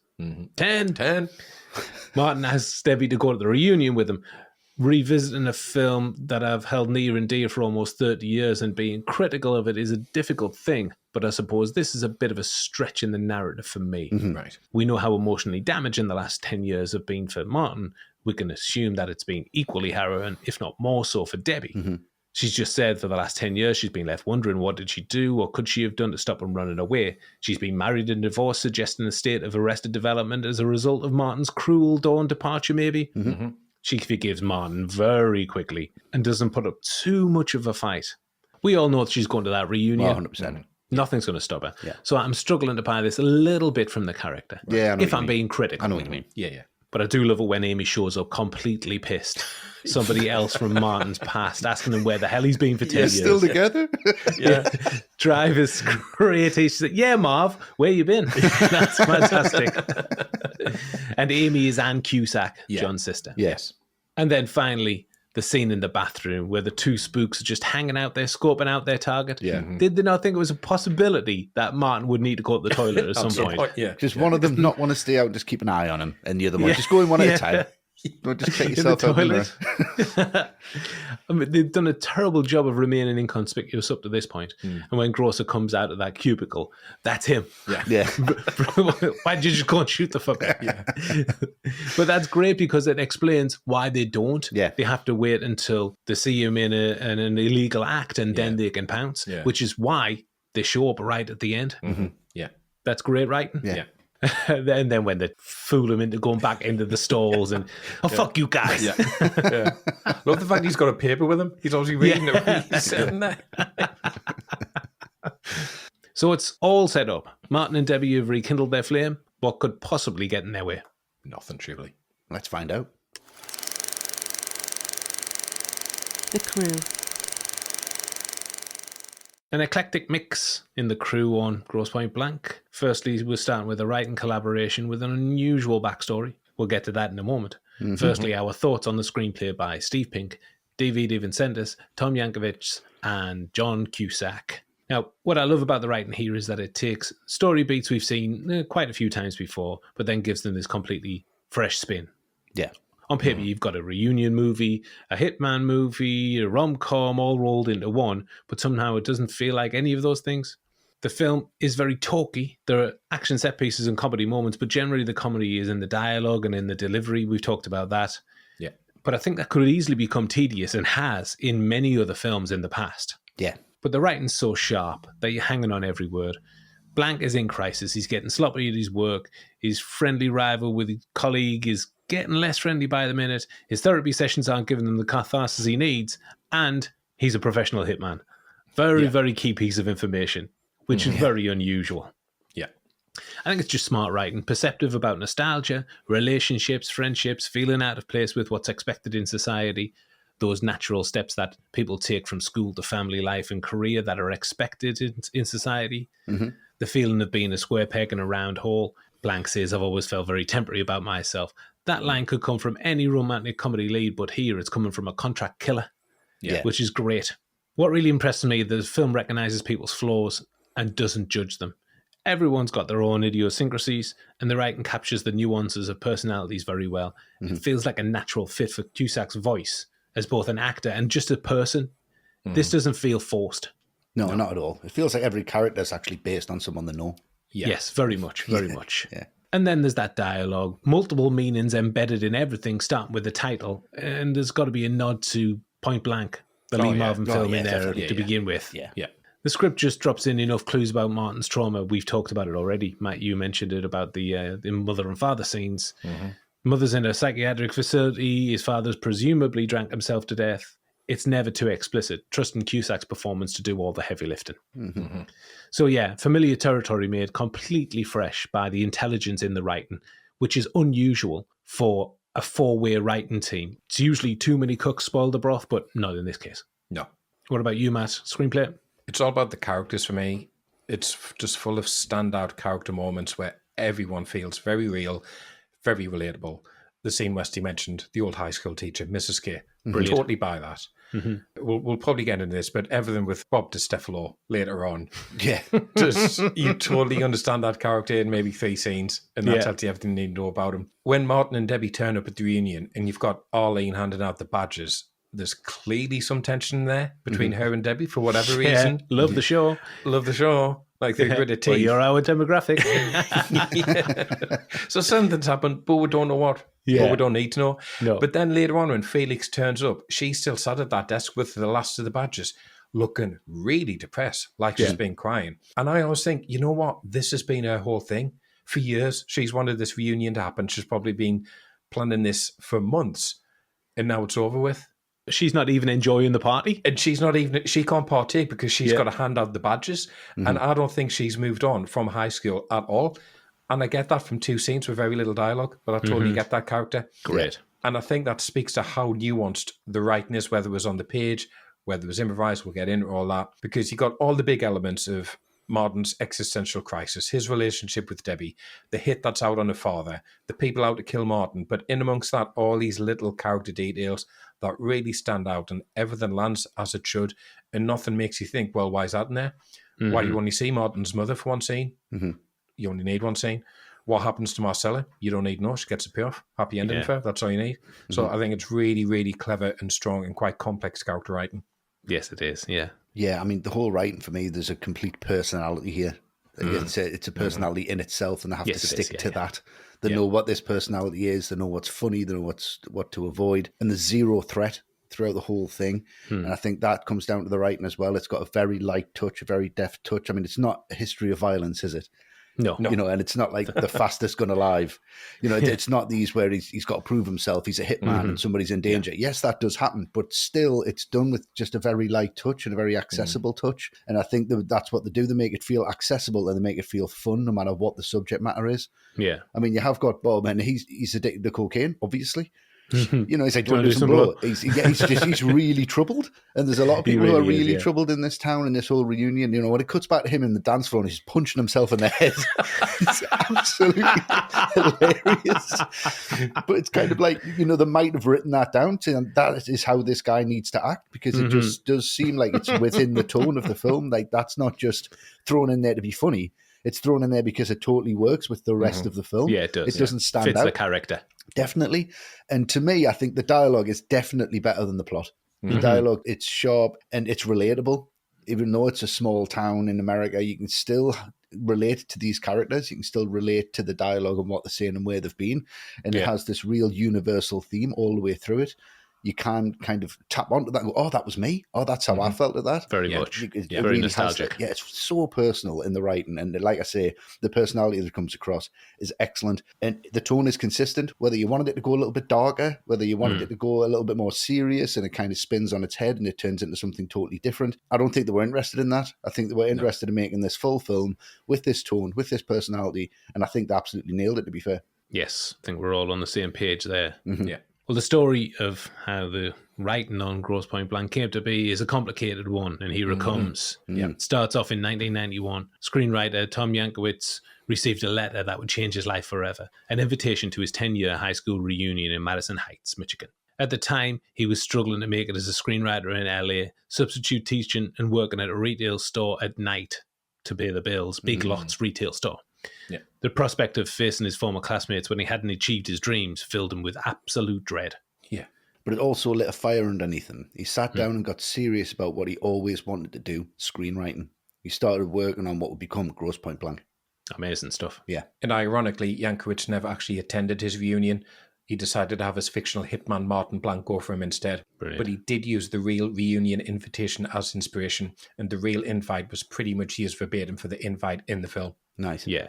You can feel that it's personal. And he even borrowed the names of former classmates for characters. So Piven's Paul Spirecki was named after the Yankovic's best friend. John Cusack's Marcella was named after his manager at Big Lots as well. Right, nice. And Yankovic chose the upscale Detroit suburb of Grosse Pointe over his own working-class hometown of Sterling Heights because it sounded better and it projected the right image of power and wealth. The Beverly Hills of Michigan, as he called it. And as his brother later observed, Grosse Pointe Blank is a better title than Sterling Heights Blank. Yes. Definitely. With no double meaning. No double meaning. Or treble meaning or anything like that. Yeah, no. The title itself came to him while he was substitute teaching. He wrote Grosse Pointe Blank on the whiteboard to see how it would look on a cinema marquee. He knew it immediately would look enticing on a movie sign. Yeah. It's a fascinating title. It's a great title. It is, yeah. And there was an urban legend surrounding the making of the film that it was actually based on a real point blank student who became a hitman. This is completely false. Jankovic loved the myth, but admitted there was no truth to it. He just didn't think a film about a cashier at Big Lots attending his reunion would be that sexy. So he drew on his love of crime fiction to create a hitman premise. Yeah, brilliant. And there were several production companies interested in the concept in the early 90s, but they struggled to see a market, considering the mix of comedy and violence. Yeah. This despite Kiefer Sutherland showing strong interest in the script at the time. All right.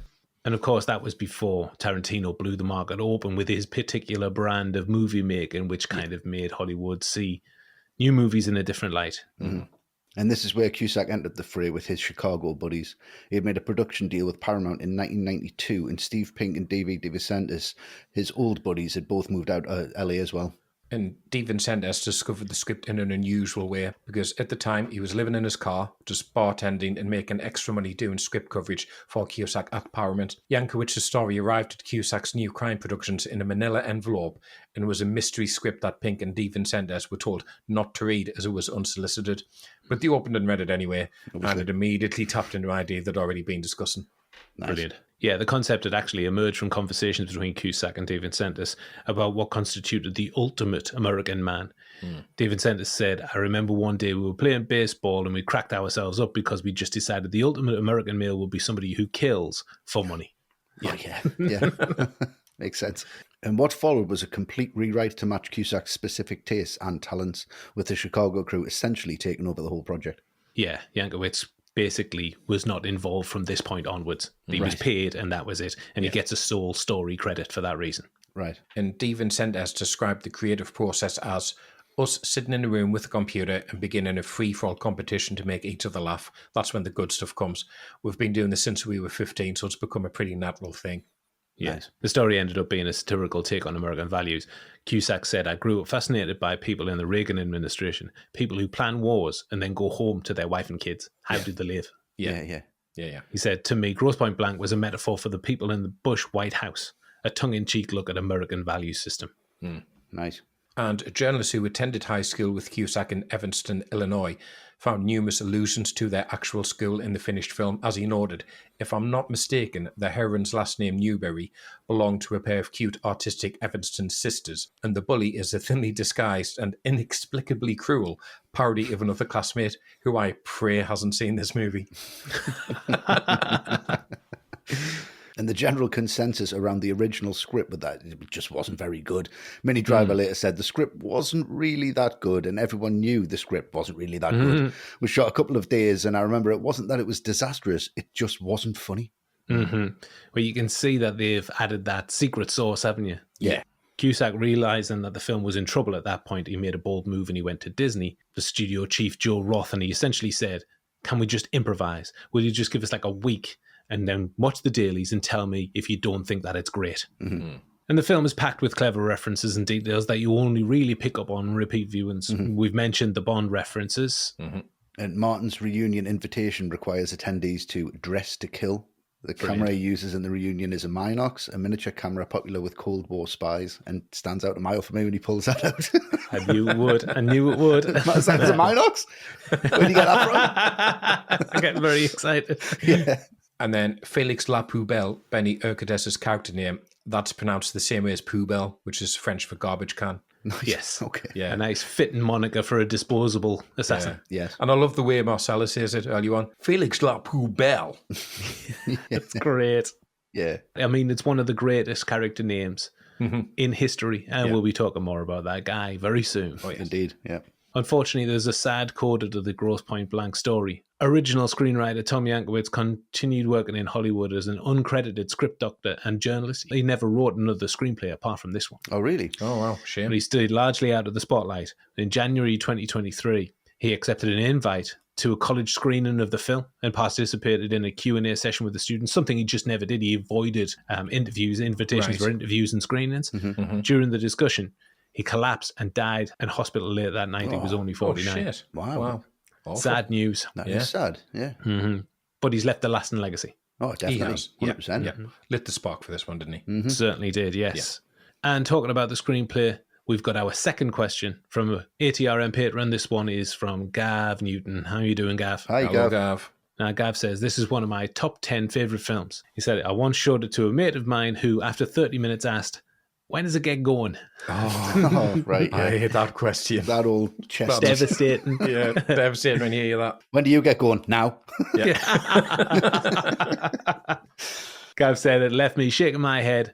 My question is, what film that you love have you shown a friend or family member only for them to be unimpressed, leaving you questioning their taste in film? Now, I chose this question because this is straight up your alley, Westy.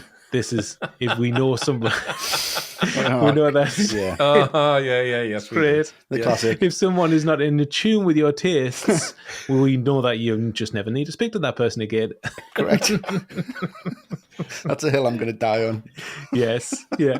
And this is awful when it happens because you find yourself forcing a laugh or preempting the next good bit, trying desperately for it to resonate. But the race is already run and you've lost. It's terrible. Yeah, it's awful. Have you got an example of this, Westy? I've got loads. Of course you have. Let's be honest.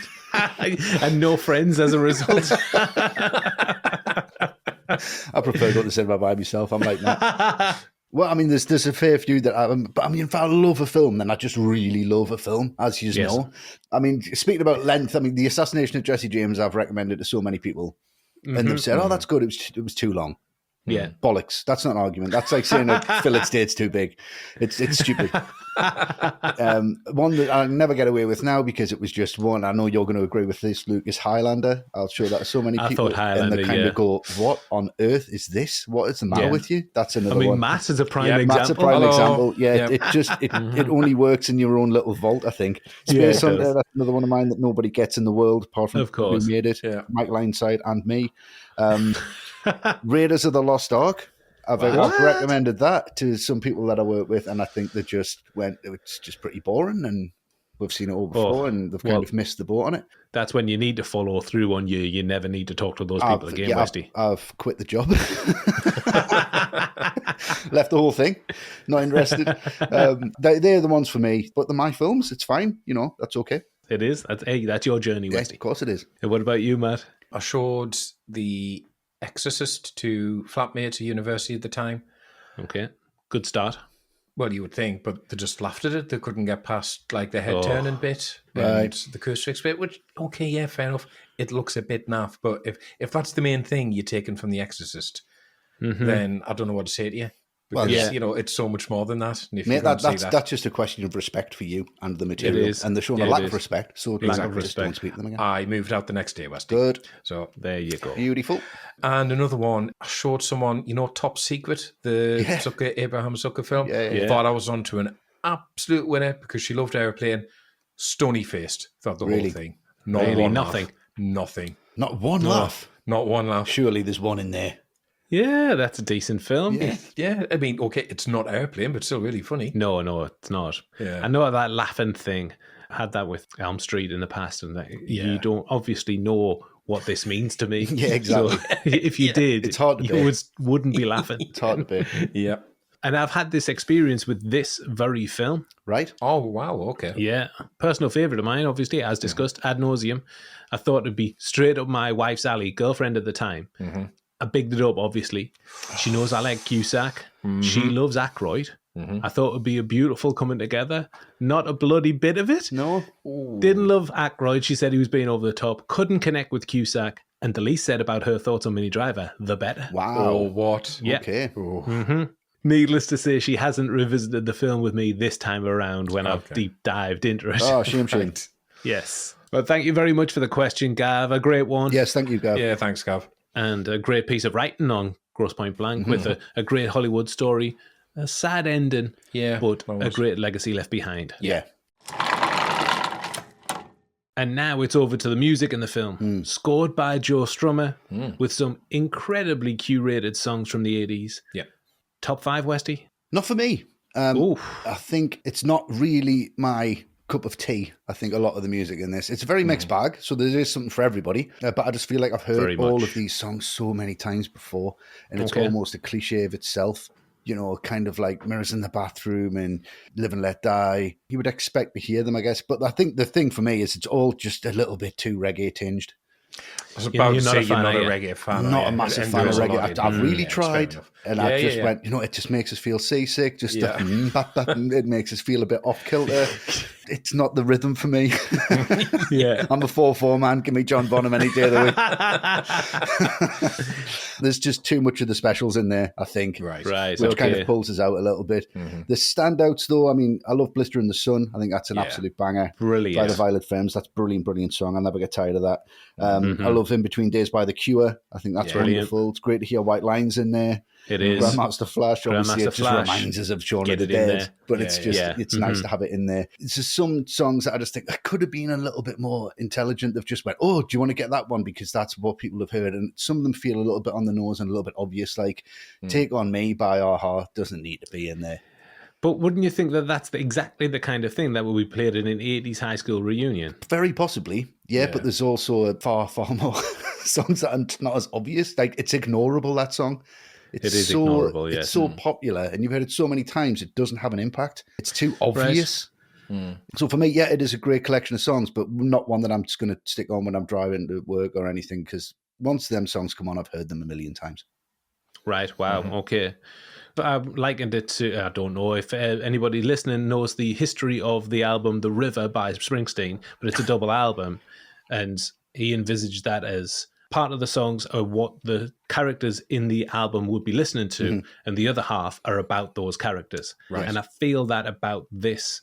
The songs that Debbie plays, the songs that are playing throughout the film and thematically relevant to the narrative. Right. The ones at the reunion are the ones that are just on and the big hitters that they would be listening to anyway. I think that's my problem with it. I think the ones that do tie into the narrative, I much prefer that from a soundtrack. I think it needs a little bit more attention for me. Right, okay. No Springsteen on the soundtrack, but you've still got him in there. I love that. Well, he's not on the soundtrack, so let's get him in there somehow. Shoehorn Springsteen in there, come on. What I like about the soundtrack is that it functions on quite a few levels for me. For Martin, these songs represent his youth, that period before everything went wrong. But for me and for other people who discovered this film in the late 90s, we were often discovering the music at the same time, either through our own endeavours or being introduced by the film. So you get this double hit of nostalgia. The character's nostalgia for the 80s and ours for discovering both the film and the music. So it hits on really a number of levels. The way that the songs are woven in the narrative is smart for me. When Debbie plays Rudy Can't Fail, Martin drives past the radio station. It's not just atmospheric and a banger, but those lyrics about going to the market to realise your soul perfectly foreshadows Martin's journey to his childhood home turned into an ultimate. Yeah. I don't think it's just decoration. It does do storytelling work. The soundtrack works because it's not trying to be cool or hip. I think it's generally reflecting what these characters would have been listening to in the 80s and what Martin would still be emotionally connected to. I think it's comfort music for damaged people, which is exactly what the film's about. And it really helps that they are, for the most part, bangers. For me, even like Take On Me or Walk Like an Egyptian, I don't think they've got the tired feel that those familiar songs usually do because they're in this specific setting. Right, fair enough. Yeah. That's why it works for me. Yeah. Matt, what about you? Music in the film? It's another aspect of the film that's quite personal to me because when this film came out, I was well into Empire magazine at the time. And I remember when this came out on VHS, as it was back then, there was a competition in the back of Empire to win it. So I entered and I was one of the 10 winners. And as well as the VHS, you got the CD soundtrack. So this was one of the first. Amazing. Wow. One of the first soundtracks I ever owned. So, I have played it a lot. And Matt's the big winner. He's loving this winner. Grosse Pointe Matt. He's all over this. I did not know any of this about you. This is a revelation. I think the soundtrack, though, it's clearly John Cusack's own personal place to you. He's always made his own musical taste very clear. That's why you have the Clash, the Jam, Toots and the Maytals. That's very much what he's into. Amazing. And I do think it works well for the film. I do think it's also quite clever because I take Westy's choice about, Aha, Take On Me and the Bangles. I don't ever need to hear them again. No. In my general life, but in context, I think they work really well because I'm with you on this, Luke. They are the types of songs they play at reunions to get people up. So you've got these choices which are clearly personal to Cusack. You've got choices which are very obvious, but I do think necessary. And then you've got songs which fit into the narrative. But at the time, I'd never heard them before. I'd never heard Mirror in the Bathroom by The Beat, which I think works really well for the fight scene. Cities of Dust by Susie and the Banshees. I think that's an amazing song. I love that one in there.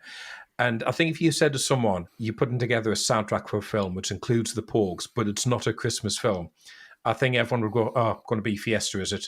But it's not. It's Lorca's Novena, which is what plays when Grosse attacks Debbie's house, which I think works really well, really sinister piece of music. So to me, this is a really, really great soundtrack because it's not one song that doesn't earn its place on it for a particular reason. Oof, big praise. Well, one of the most memorable music moments in the film is the ultimate scene that you talked about, Westy. Yeah. GNR blasting out Live and Let Die before it switches to that supermarket music. Yeah. And when we interviewed Davey Vincentes for our High Fidelity podcast, he told this amazing story. So the original concept was for Smells Like Teen Spirit to play. Vincentes had a personal connection to make this happen. He knew Courtney Love from before she was famous when they were teenagers. He reached out to her and she said she would run it past the Nirvana guys. Brilliant. Nice. Yeah, okay. So this led to an arranged screening for Dave Grohl where Dee Vincentes sat next to the Nirvana drummer watching the entire film with the song in place. But when they were watching it, the scene comes on and Dee Vincentes realizes immediately it just doesn't work for the scene, which is awkward because he's sitting right next to the drummer who's come out of his way to watch this film with his song in place.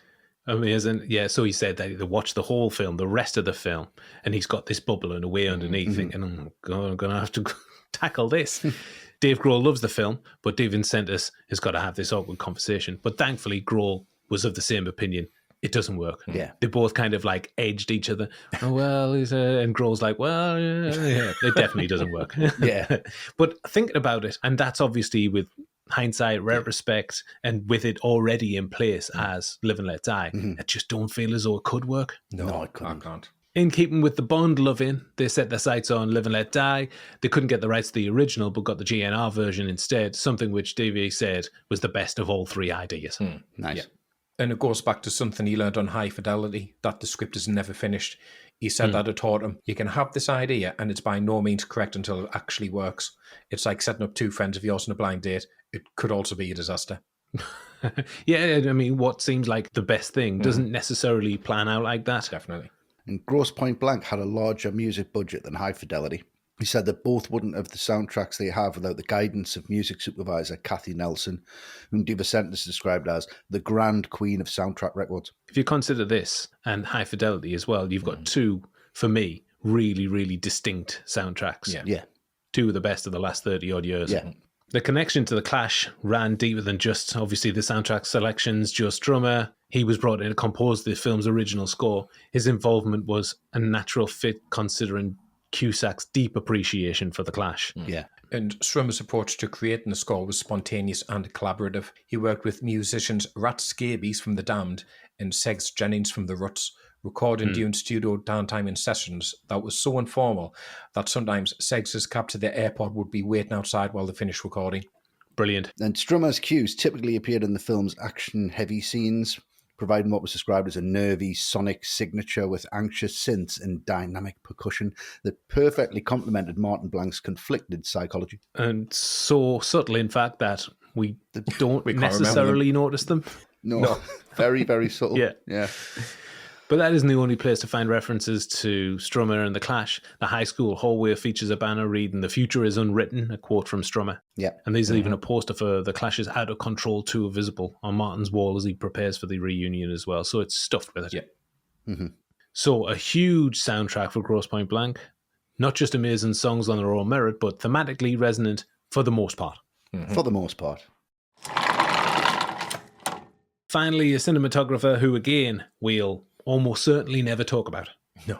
It's Jamie Anderson, who made a name for himself at the time by shooting films like Unlawful Entry and The Juror. Matt, Jamie Anderson's work here. Well, the first thing in my head when I was thinking about this one was, we're following on from talking about Roger Deakins on Blade Runner 2049. I thought exactly the same. Like, yikes. And like that was stuck in my head to the point where I thought, oh, I'm only going to sound like really dismissive about Anderson here. Yeah. But then I thought, actually, you know what? The thing is, a TB has one job and one job only, make the film look good. Yes. And Grosse Pointe Blank looks good. Yeah. It's not about huge vistas and incredible use of contrast and shadows because that's not this film. And you can take any frame of this film and you think, you know what? I can tell who's important in the shot, what the relationship between the characters is, and what emotion Armitage wants you to feel. It's like saying, I initially thought I'd be given very faint praise here, but I think I've just been overinflating in my head how big or notable cinematography has to be to say, no, that works. And that's easy said than done because we've done a video on Deliverance in the past, which for the most part looks great. But then you've got the day for night sequence in that. Yes. And it's horrendous. Yes. Shocking, yeah. So stuff can go wrong. Grosse Pointe Blank didn't need to look as good as this does. And I think Anderson just delivers what this film needs. And yes, he's not exactly ripped up trees in his career, to be fair. And his filmography is quite workmanlike. But ultimately, if you talk to him about his career, he could turn around and say, yeah, you know what? I'm not a household name, but I shot Grosse Pointe Blank. Yes. And I think anyone would be proud to say that. I think anybody in the crew, anybody who worked on the film would be proud to say that. And the work he's done here is great. Westy, very interested in your thoughts on Anderson's work here. It's very much like Armitage's work here. I think he's brought on to make something work, regardless of what he thinks should or shouldn't work. But what he does is he makes everything accessible and it's believable.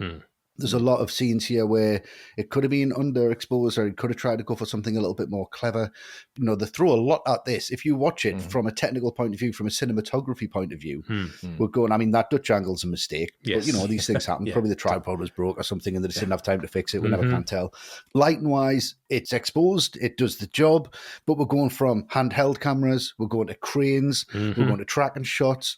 We're going to, you know, some really clean over the shoulders, some dirty over the shoulders, some, you know where you are with everything that's going on. Really interesting if you just take, let's just say, the diner sequence between Grosse and Blank. That shot where it goes to the waitress and it's that low angle, giving her massive presence in the frame. Doesn't need to happen, but it really works and makes the scene a little bit more interesting. That what the mid shot he chooses where you see what they're holding underneath the table to then go onto the table and then punch into a close up. That's all considered because you're then brought into the conversation. The threat's been taken care of and you can move into it. A lot of what is happening technically has been really considered. When they're at the reunion and Martin's holding the baby, he's holding Robbie, and then when he puts Robbie back, he's looking at the baby. And it's that incredible shot of the baby just looking straight up, and it's just beautifully lit, and it's just really nice catch lights. And then it cuts to the side shot, and that is beautifully lit. That rim light is just perfect. Yes, because of the situation that he's in. It's not taking you out of the location because, yes, there's lights over there and that's going to happen. But it's still really nicely considered, really nicely shot, really nicely lit, and a really lovely moment that calms the whole film down. Yeah. While some guys are over in one corner talking about what's funny and what the dialogue should be, and you've got Armitage and you've got Anderson in the other corner going, how the fuck we're going to shoot this? Let's listen to what they're saying. Yeah, we're going to do some whip pans. It's going to be handheld. Don't tell them because they'll ask you to change it. Just go in there and shoot it the way you want to shoot it without an opinion. If you're a cinematographer and you don't look at the cinematography, you've done a really good job. Yes. And I think he has done a really good job. Yeah, very nice. Yeah, I think I'm very similar to both of you. It's understated work. There are some artistic flashes, like that moment in Miami near the start where you get those beautiful neon pinks and greens from the streets into the hotel room. Really atmospheric, but without being showy. Yeah. And what I really appreciate is he's functional, Anderson. We've talked about this kind of thing with the director, George Armitage. He stays in his lane. The cinematography serves the plot, never overshadows the narrative, never makes its presence known. It's kind of like Martin himself. It's a ghost that you don't know is there, but you can sometimes feel its presence. With those crane shots, for example, Westy. Yeah. He knows when to pull back and let the performances breathe. But there are some nice touches scattered throughout. A few Dutch angles that work. The one at the start doesn't. They can't all be winners. No, they can't. That's too early. Yeah.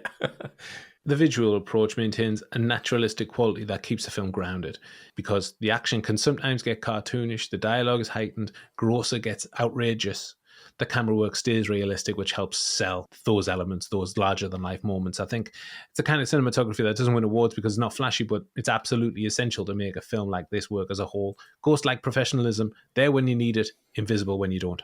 Exactly. Love it. I mean, imagine they'd introduce Mrs. K like they introduced Sean Young in Blade Runner, just walking down the corridor into a shaft of light. Martin! Wouldn't work, would it? It wouldn't. It just wouldn't work. It just wouldn't work. Doesn't need it. Anderson's approach perfectly complemented Armitage's improvisational style. The director fostered a highly collaborative environment, frequently using 3 cameras running simultaneously, and rarely had to instruct Anderson on camera placement. Nice. This gave Anderson and his team the freedom to respond dynamically to the actor's improvisation and evolving mood on the set as well. Yeah. So they're all one fluid whole. Yeah. It's an actor's film, isn't it? It is, yeah. Anderson's style was characterized by versatility and flexibility, able to pivot between comedic, romantic, and action scenes within the same day of shooting. He employed multi-camera coverage to catch various angles, especially during scenes of improvisation or intricate choreography like the fight sequences. Yeah, nice. Those fight sequences, the shootout scene, I think he captures those really, really well. He does, yeah. So no real household names in the crew on Grosse Pointe Blank, apart from John Cusack, who is the lead, of course. Yeah. But they all understand the material, and they create something greater than the sum of their parts. Yeah. Definitely, yeah. The end. The third act is upon us as the reunion draws near. Martin and Debbie are taking an important step in their burgeoning relationship, and Martin gets the skinny on the 2 spooks and the ghoul, Juan Felix, La Poubelle. Yeah. But it is the morning of, firstly. And I'm starting off with Martin meeting Grosse for breakfast. Lovely. Yeah. There's a lovely little detail as Martin pulls up outside the restaurant. The 2 spooks are in the car, one's shaving, the other's brushing their teeth. So they're just constantly tailing them and sleeping in their car. Yeah. Just waiting for him to step out of line, and then they can take him out. Yeah. At any moment. Yeah, great. And then they're there, presumably because Grosse has fed them in the information that he's going to meet them at this place, which is great. And this coming together between Grosse and Blank, I mean, it's just wonderful. There's a slightly complicated story here about little Boutro, the dog, the retriever, who got mixed up in something way over his head and got exploded. And that's the reason that La Poubelle is on the scene, to also take Blank down. It's a little muddy for me, that. Just a bit, yeah. It's a little too complicated, but it does work. If you're paying attention to the dialogue, it does work, but it doesn't stick easy. No. And the script knows that as well, too, because it has Grosse stop Blank in his tracks. He says, whoa, Chatty Cathy, clip your strings. I don't need to know. He's doing our job for us. Yeah. And there's some really, really wonderful range here from Aykroyd. Grosse tries again to get Blank on side for his gun for hire union, and he looks genuinely depressed when Martin turns him down, his face pressed against the wall like a little puppy. Yeah. And then he draws his gun, tell him they're going to do a little job. Oh, yeah, tell me about it. And then he erupts into this geyser of rage. I'm going to put a bullet hole in your fucking forehead. I'm going to fuck the brain hole. Nice talk, Sugar Mouth. That is grotesque dialogue. Yeah. But it's the character so well. But nice talk, Sugar Mouth is an ultimate comeback, isn't it? It is. I say that often. Yeah. Often. I might have even said it when you've been swearing Westy in the past on the show. Very possibly. Probably. First person who can find that and put it in the group. Yeah, definitely. It'll have to be a patron, though. If you find it, let me know which one it is. Yes, if you do find it, there's a task for Might you. be multiple. Yeah. So after this moment, he actually turns up. Blank turns up. Debbie thinks he's not going Just to. a little late, but Just a little late. there. It's happening again. Yeah. Love that. There's that little bit of tension. That's really great. Shows it with the flowers. She loves that. That's really good. It's really kind of sour. Isn't it? I'm going to put these rubbing alcohol. Yeah. That's really, really good. There's a great moment as well just before this where it's a little bit of exposition, but it could really play out to be cheap just depending on your opinion. Like she's ringing the phone and then the invite's right next to it and the hand comes in and picks up the invite and then leaves it. All right, this guy's going to show up. That's how he knows where it is. Is it a little cheap? Is it a little lazy? I don't know, but it works either way. It works. It's kind of a bit like a horror trope, isn't it? It is a little bit. It's kind of like, look, we've ran out of pages.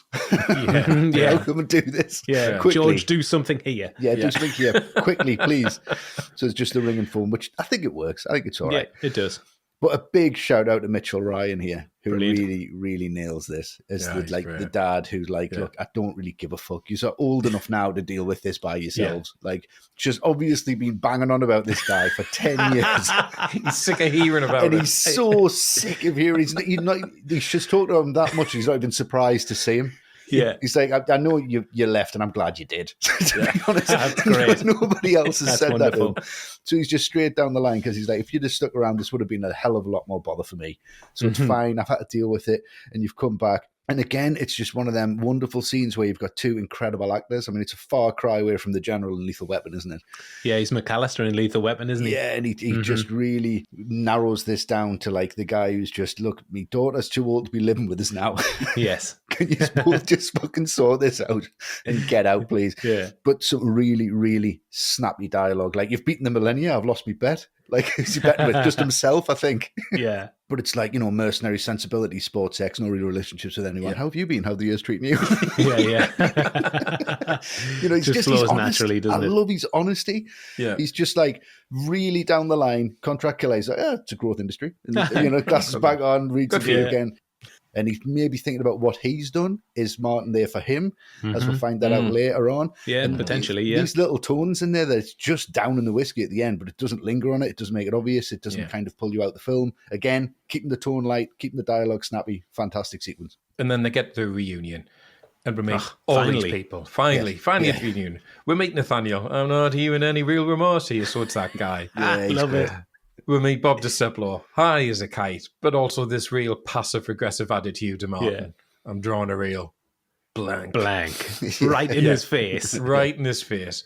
All these other random people from the past. Terry's there, freaking out with a gun. And then Paul turns up. in that crushing encounter he has with Jenny Slater, who clearly takes a fancy to Martin, remembers nothing about Paul. Hey, Jenny Slater. Hey, Jenny Slater. Hey, Jenny Slater. Paul. Like, this would be the nightmare of going to a school reunion. No one remembering who you are. Or having nothing in common with these people. There is no way I would put myself in this situation. No. Absolutely. No way, no. Jenny is my worst nightmare. We got a Patreon question about have you been to your high school reunion? I did see that. I didn't choose it. It would be a great question. It's not really a thing over here either. No, not really. But I just know that none of us would go to that. Definitely not. No, exactly. But the bit that always stands out to me, it's one of my very, very favourite bits in the film, is when he sees his old friend Tracy, who has the baby. And this actress, KK Dodds, only seen her in very small roles since, a couple of things seen there. But she's so good in this scene. Yeah. And it's another great example of how this film can establish past relationships between characters very quickly. Because with Tracy, I don't think there was anything romantic between her and Martin at all. But I get the feeling they were really great platonic friends. And had a really special close friendship because he's delighted to see her. Out of everyone there, she's the one he's most excited about. And Tracy is the one that gives him this glimpse of maybe committing yourself to one person and not running away from them. It's actually a good thing. Like he says to her, it's not like how it's meant to be, right? And she's straight back, no, it's not true. It gets better and better. How's your life? Well, in progress. Just more great dialogue. And we've talked about the music, and obviously you know my taste, so it takes a lot for me to say Queen on a soundtrack is a great choice, but I think Under Pressure is so well used here. It is. And it could be on the nose when she asks him to hold Robbie, and he just stares into Robbie's eyes and he sees the innocence in there. But it's so effective. It's like they have a psychic connection all of a sudden. Yes. You know, this is the turning point, I think, for Martin. Again, with no dialogue, but with the head tilt that he does, the way he just looks at the baby, you can see his perspective on everything changing. Like a hired killer listening to Tracy say, you spend the first year just trying to keep them alive. Yes. And it's like, that's what it's about. It's the opposite of what he does. It's the opposite of what he does, exactly. It's not about taking life, it's about having one and living it and protecting it for other people and not running away from it. And I think that's the message Martin has been needing to hear. And once he has this moment, that's when he can have the moment with Debbie when they're up on the sands where they're watching over everyone from a distance. And he just says, sorry, I fucked up your life. It's not over yet. It's not over yet. That's a great line. Yeah. Wonderful line, because this is when both of them just take their defenses down. Because she's been keeping an arm's length. He's been all snappy and charming. And this is just pure honesty. And he gets that from this previous scene with Tracy. I think the whole reunion scene is key to the whole film, but that bit in particular, I just absolutely adore this bit. Yeah. It's beautiful. A couple of moments here that I really like. When Nathaniel takes him over to see those two guys, strictly Greco-Roman old torso. What's that about? Brilliant. Brilliant. And the interaction that they have with Tanya, who's played by Jenna Elfman. Yes. She's in that full body brace. Yeah. And she's talking about being taken up by aliens and this wonderful experience that she had. Yeah. And Martin goes, pardon me? You cannot believe what he's being told. And Tanya's played by Jenna Elfman, her film debut, and she wears that body brace as a tribute to John Cusack's character in 16 Candles. Right, nice. Oh, nice right, touch. okay. Yeah, right, very nice touch, yeah. And we mentioned it earlier, but DVD Vincentis plays Dan. He's greeted by Martin and Debbie just before Bobby Beamer barges his way into the conversation. Yes. Okay, yeah. A beautiful scene. So with Blank and Debbie doing the wild thing in the nurse's office, we're hoping for all's well that ends well. Instead of all's well that ends well, we get all's well that ends La Poubelle as Felix joins the party. Very good. Westy, it's over to you. It is I, Sidney Feldman. I love it. And then her reply, been overseas? Been overseas.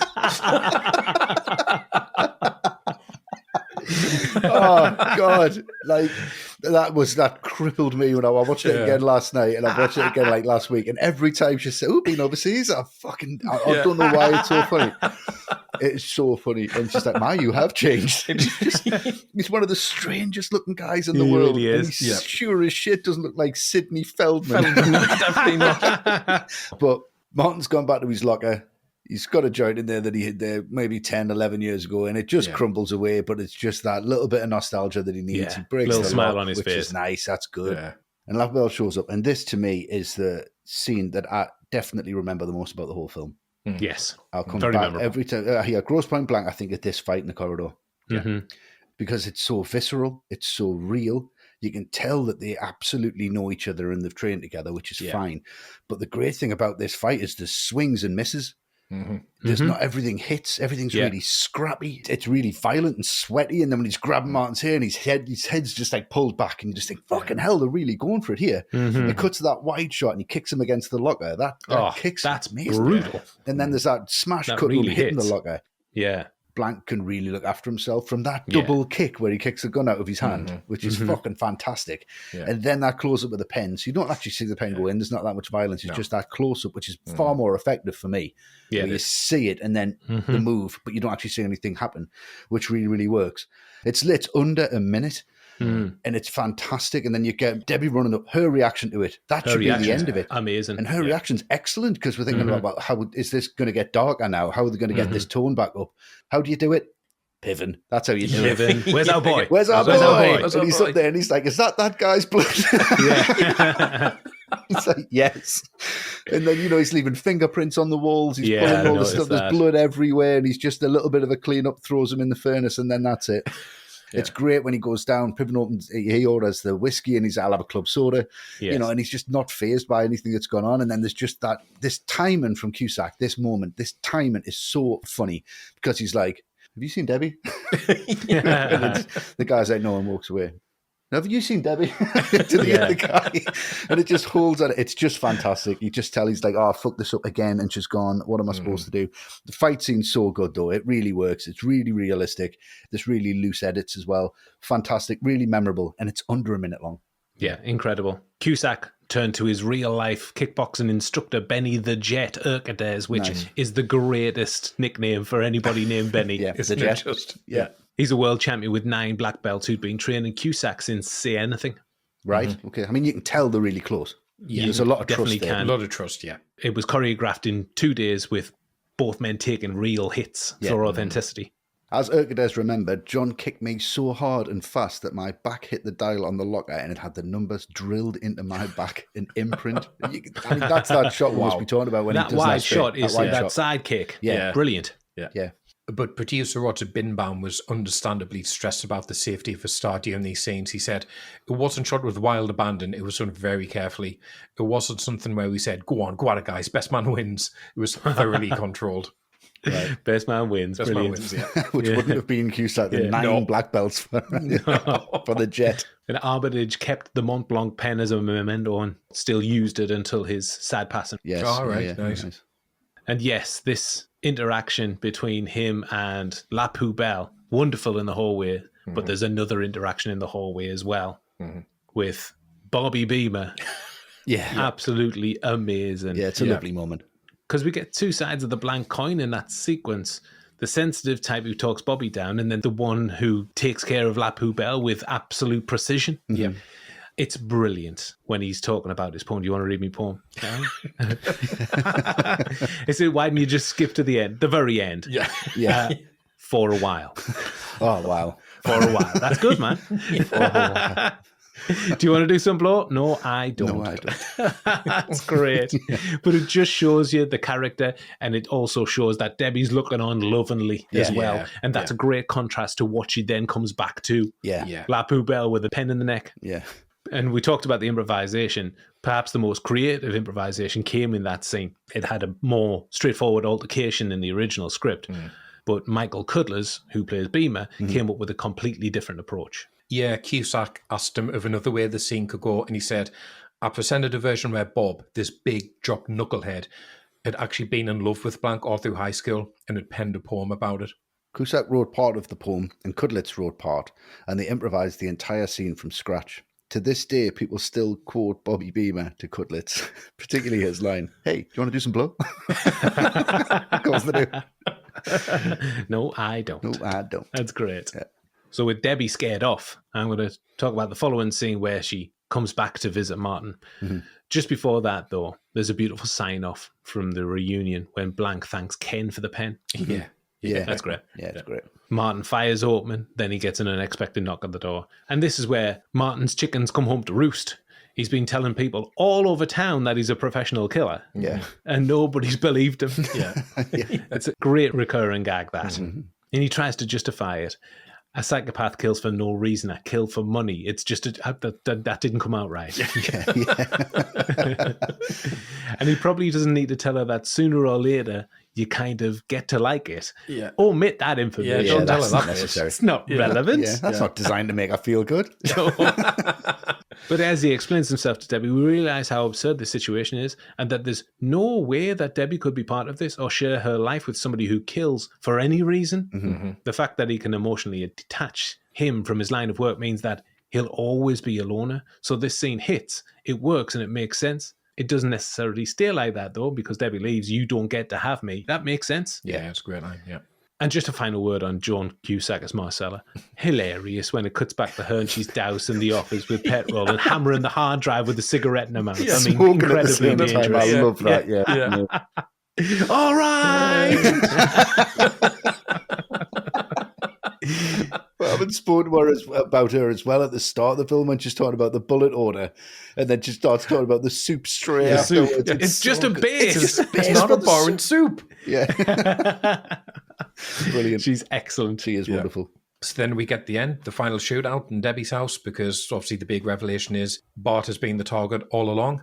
And when they get the house, I mean, Aykroyd's been following them in the van, and he seems genuinely deranged during this shootout. He does. You know, singing she'll be coming around the mountain when he's got in the house. I'll be blowing your fucking head off. Whacking your fucking mind out. I love him, man. Shouting out these like biblical quotations about the beast. It's like, where's this maniac come from? I mean, again, clearly improvised, but it works so well. Yeah. But it's just another example in the scene how well the action and the comedy blend, because Cusack sneaking around the house, taking all the other hitmen out, pulling the fridge door open to take refuge behind that, and you can see the bullets hit into it. That's all great. But at the same time, he's just trying to get his true feelings out for Debbie in the most inappropriate of moments. Like, there's one guy who shoots numerous times and then bashes his head in with a frying pan, and then it's just, Debbie, I'm in love with you, and I know we can make this relationship work. Like, he's drenched in sweat and blood. That's excellent. And you can see Debbie and Bart are just so confused. Like, there's about half a dozen people trying to kill them, and Martin is talking about redemption and Yahweh and driving over the dunes and seeing the seas on fire. Like, can you take out those guys first, please? Yeah, that's great. You make this gun work. Yeah, make this gun work. Love that. That's the important thing to him, not Grosse. And you can see that scene where he says, you can see the look of annoyance on his face when he's trying to talk to Debbie about their relationship. But Grosse is ranting away downstairs, and he's just, hold on a minute, and just closes the door. Just got to go deal with that guy first. Yeah. But then obviously it's going to come down to this final shootout between Martin and Grosse in the kitchen. Lawton and McCullers turn up to try and ambush them.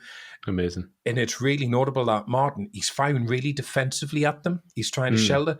Grosse enjoying the hell out of this. He kills them? Just straight up brutally murders them, grinning away. And he thinks this is going to make him and Martin connect, like, after he kills him. Workers of the world, unite. That's great. The man's like, no. What a line. Yeah, no meetings. There's going to be meetings in this unit? Of course. No meetings. No meetings. Yeah. But then the way that Martin takes him out, because Grosse knows he's empty, so he thinks he finally has him where he wants him.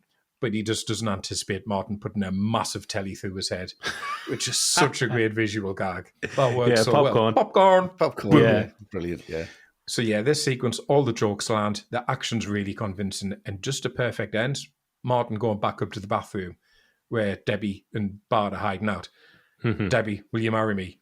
And then Bart's head just popping up out of the bath. You've got my blessing. It stays on the right tone. Yeah, Just about, Because it does get a little bit overblown, this sequence, and their reactions to things. And it just manages to stay in lane. Yeah. The film went through multiple endings before finding the right one. After seeing audiences react negatively to Alec Baldwin's death in Miami Blues, Armitage was determined to let Martin Blank survive. They shared several different conclusions, including extended talk and scenes between Martin and Debbie, and even discussed a dark ending featuring the ominous image of their future child taking aim at the camera with a finger gun. Right, okay. It's really weird. Outrageous. That is outrageous. Steve Pink later said, I still wake up going, why the hell didn't we put that in? Maybe it was too dark or artsy or esoteric. Do you think? Yeah, a bit. And eventually it was Disney's Joe Roth who suggested the solution when Debbie's father gives Martin his blessing in the bathtub after the shootout. Simply cut to them leaving together. is Armitage reflected. I thought, let's give it a shot, and it worked beautifully. It does. Like I said, that works for that character that absolutely Debbie should be nowhere near Martin Blank in that hotel room. Yeah. But really, how great is it that they ride off into the sunset? Oh, yeah. Yeah, it's a beautiful wonderful. thing. Yeah. And now it really is all's well that ends well. Some people say forgive and forget. We say forget about forgiven and just accept and get the hell out of town. Nice. Wonderful. Reception and awards. Made on a respectable budget of $15 million, Grosse Pointe Blank was released in the US in April 97. It went on to earn $28 million domestically and only an extra $3 million internationally, 31 in total.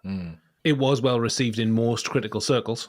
Yeah, and Empire gave it 4 out of 5, saying the result is one of the smartest, most original offerings to roll off the studio conveyor belt in a long while. Hugely recommended. Agreed, Empire. Well, that's the review that we all read. Yeah. Yes. And all wanted to see it for that reason. Yeah. And Rolling Stone loved the film's unique appeal, describing it as a bright burst of action and comedy with a cast that makes for rousing good company. And they also said that the character of Martin Blank was a cookie full of arsenic. Agreed? Yeah. Lovely. Yes, he is. And as we usually do, our third and final critic at the time, Roger Ebert, the man, the myth, the legend. What do you think he gave it out of 4? 3. Yeah, I'd go 3.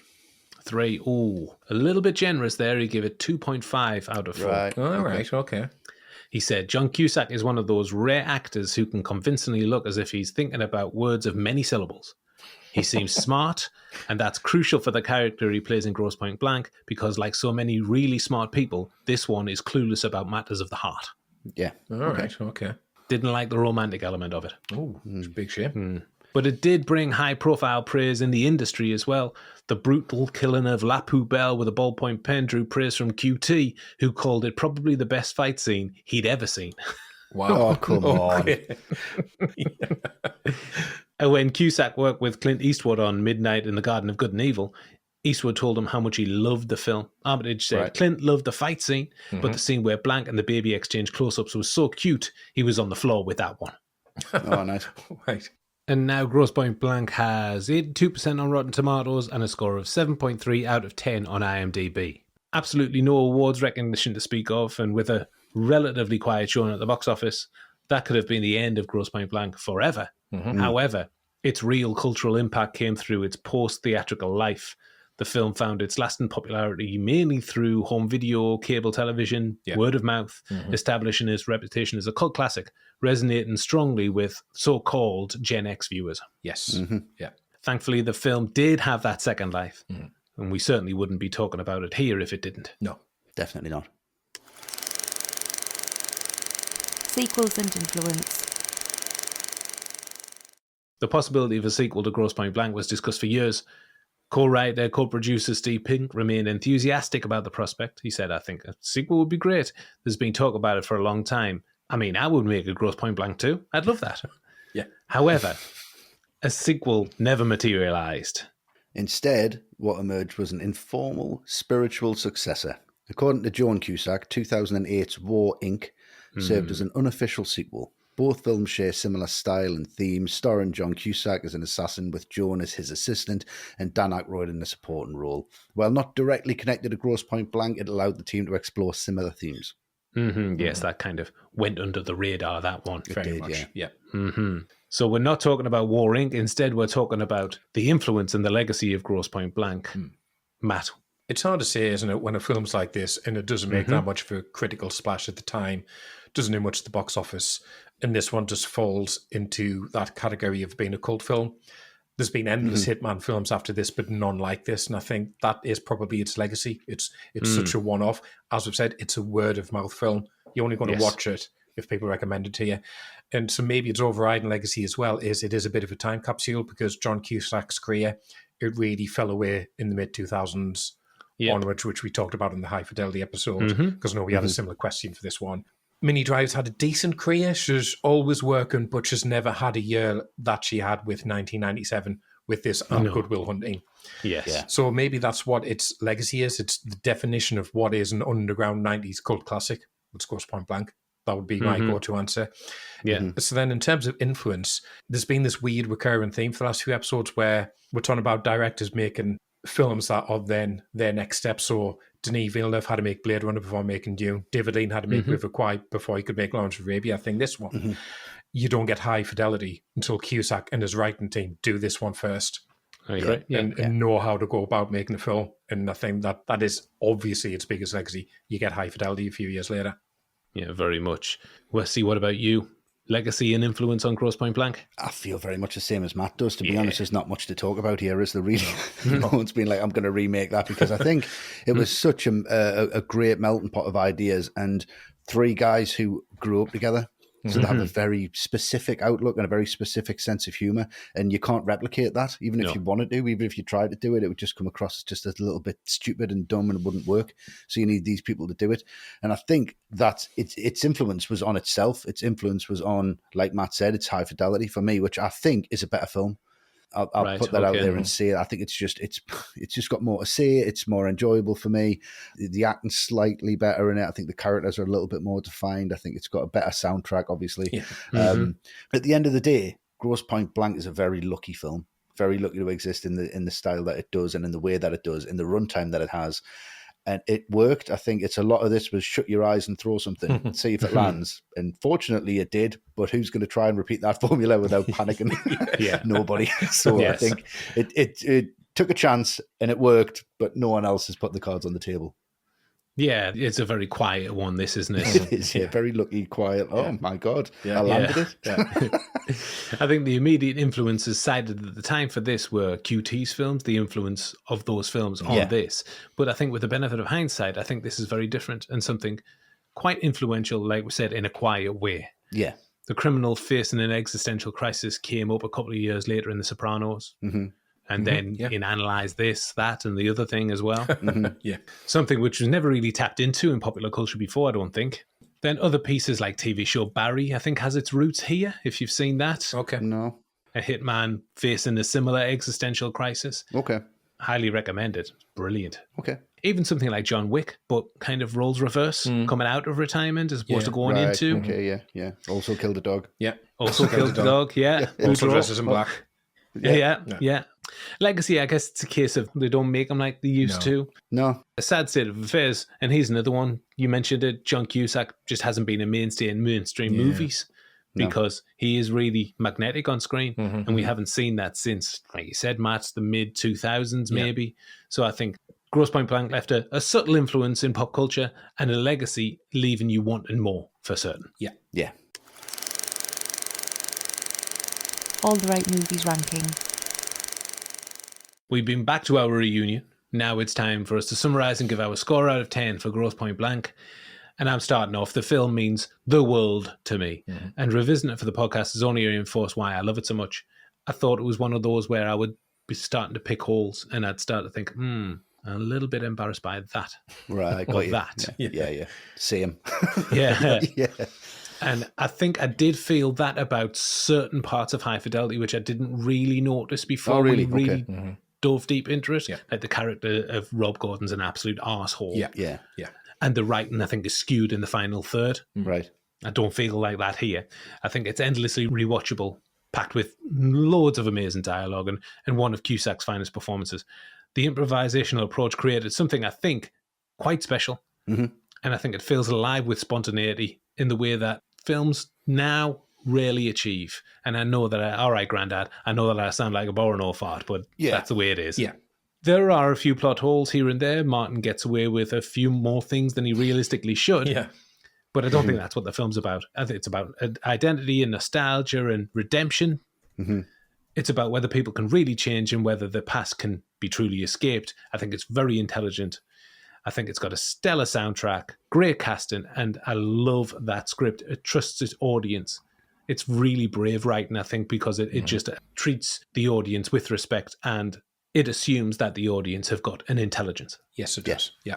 So yes, I am probably taken a little bit off for a few of the issues that I have because I really couldn't give Grosse Pointe Blank 10 out of 10. Right. No. Like up there with, The Godfather or whatever. Yeah. But I am going to give it a 9.5. I really, really love it. Wow. Probably an extra 0.5 for nostalgia. Okay.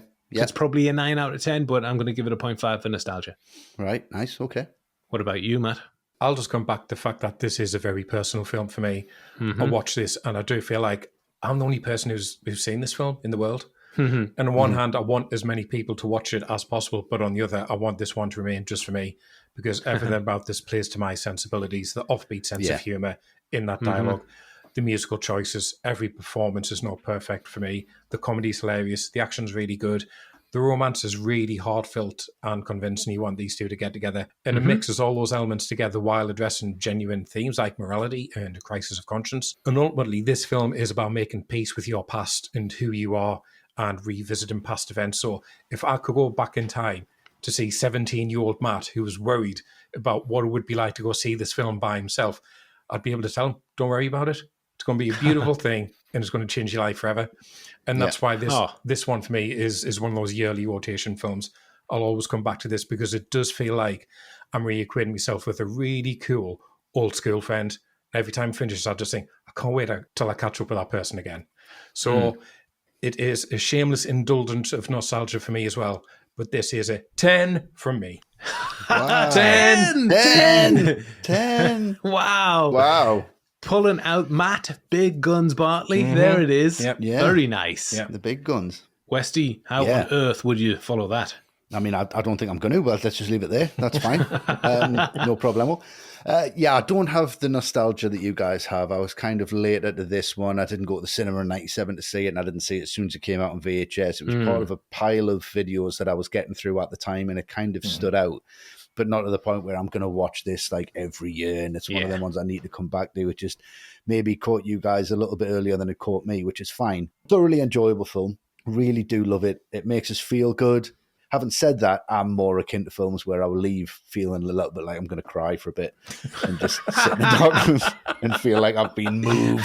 Classic and, oh my God, the depth of this. Do you understand what I've just been through? You know what I mean? So it does live there. There is a place for this, but that place doesn't really get used as much as it should really. But this is definitely one of them films that lives in that space. It's wonderful. I mean, all the characters are great. All the acting's fantastic. I love the improvisation. I just think it's a very lucky film, like I've said. They've thrown a lot of ideas at this, and it took a lot of deleting things to get things where they are now. Yeah, I think if they'd left everything in, it would be very confused. It's not massively focused. Like I said, the dialogue's better than the plot. I don't really feel like I get much of a reward from it, apart from a pretty good time. Alan Arkin's performance alone is worthy of a rewatch. Because of that. It's not perfect by any stretch. There's a lot to love, and there's a lot to kind of just have a little bit of a frown at. And if you don't tap into this kind of humor, you are lost from the start. So I think if it connects with you, it really does. It does with me, not to the level it does you guys, but it's still going to be an 8.5 for me. 8.5, still a damn good score. Yeah. So those are 3 down, 1 to go. Our fourth and final score for Grosse Pointe Blank comes from our wonderful, trusted confidants, our Patreon community. Lovely. Hello. Yes. Yes. The score will come in a moment. I've got some comments as usual. Nice. Firstly, from Matthew Williams, he says, great laughs, amazing soundtrack, and some of the cast career best performances, in my opinion. This went into my top 10 when I first watched it and has remained there ever since. Yeah. Wonderful. That's strong. It forgets you. It's in a lot of top 10s. It gets you, for certain. It gets you. That's the kind of film it is. Yeah. From Dave Sedgwick, he said, my good lady brought this home from the rental shop and I was furious. What does the name even mean? I don't get it. Gross what? What's this artwork shit? What's this crap? However, Dave did a 180. He said, I absolutely loved it from those first frames and still do. The classic sleeper hit. Hitmen, explosions, romance, nostalgia, comedy, hand-to-hand combat to the death. A terrified therapist, a banging soundtrack, Cuban-Sylvan rivalry, Aykroyd, Piven, an absolute joy, 10 all day. Nice. Wow. Okay. Brilliant. That is everything in the film. Yeah. It really Literally is. It's everything. like the movie review equivalent of We Didn't Start the Fire.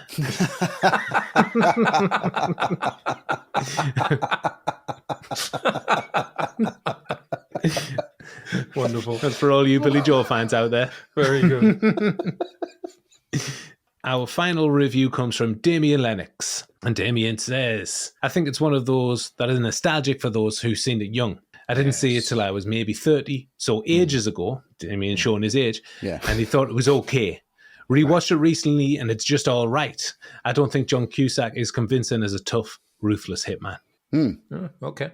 I tell you what as well, Damien was not alone in those thoughts. There were a few people that came back and maybe didn't hit them because they didn't watch it at a certain period of time. They've come back around and thought, it's fine, 7, 8, that kind of thing. Yeah. So on average, what do you think it got from our patrons? It'll be lower than 8, I think. Yeah. Ooh, it got a big time nostalgic 9 out of 10. Oh, right, nice. Right, okay, fair enough. Majority loved it, which means our combined score for Grosse Pointe Blank is 37 out of 40. Massive. That's not bad at all. Yeah, that is huge for Grosse Pointe Blank. Definitely. Join us again on All the Right Movies in 2 weeks when John and the two fellas here will be bringing you the much anticipated, long awaited, behind the scenes story of Amadeus. John is over the moon. He's over the moon, yeah. You've said me and Westy on it. We're not. Not really. It will just be John. It will just of course it will. We're just going to take the week off. Yeah. Mm-hmm. Also coming this month are 2 brand new shows from our patrons, double feature in the watch list. So if you'd like to listen to those, and why wouldn't you? Exactly. Then join us on Patreon, patreon.com/alltherightmovies, or YouTube. That's where it's at. Absolutely. If you haven't done it already, please give us a positive rating wherever you listen to podcasts. Doesn't matter where you listen. Just do it. Yeah, of course. You must like us if you've come this far. Definitely. 5 stars all the way. Don't muck about. Of course not. And as ever, social media is where it's at for your daily fix for ATRM. We're on X, we're on Blue Sky, Threads, Instagram, and TikTok. As always, our making of movie threads go up on X, Blue Sky, and Threads. And just like our podcasts, they are extensively researched with information corroborated by at least 3 sources or information coming from the mouths of the cast or crew directly. Yes. And you can join our Facebook group for another of our wonderful movie communities. Our YouTube channel, youtube.com/alltherightmovies. More videos going up there all the time, so don't forget to check back regularly. Yes, please do. And our website is alltherightmovies.com. And that is a wrap, everyone. We're off to grab ourselves a couple of reunion drinks, club soda for Westy, whiskey for Matt, and reminisce about the good old days. Absolutely. Different drinks, different needs. Come back for Amadeus in 2 weeks. Thank you, everybody, for listening. Yes, thank you so much, guys. Take care.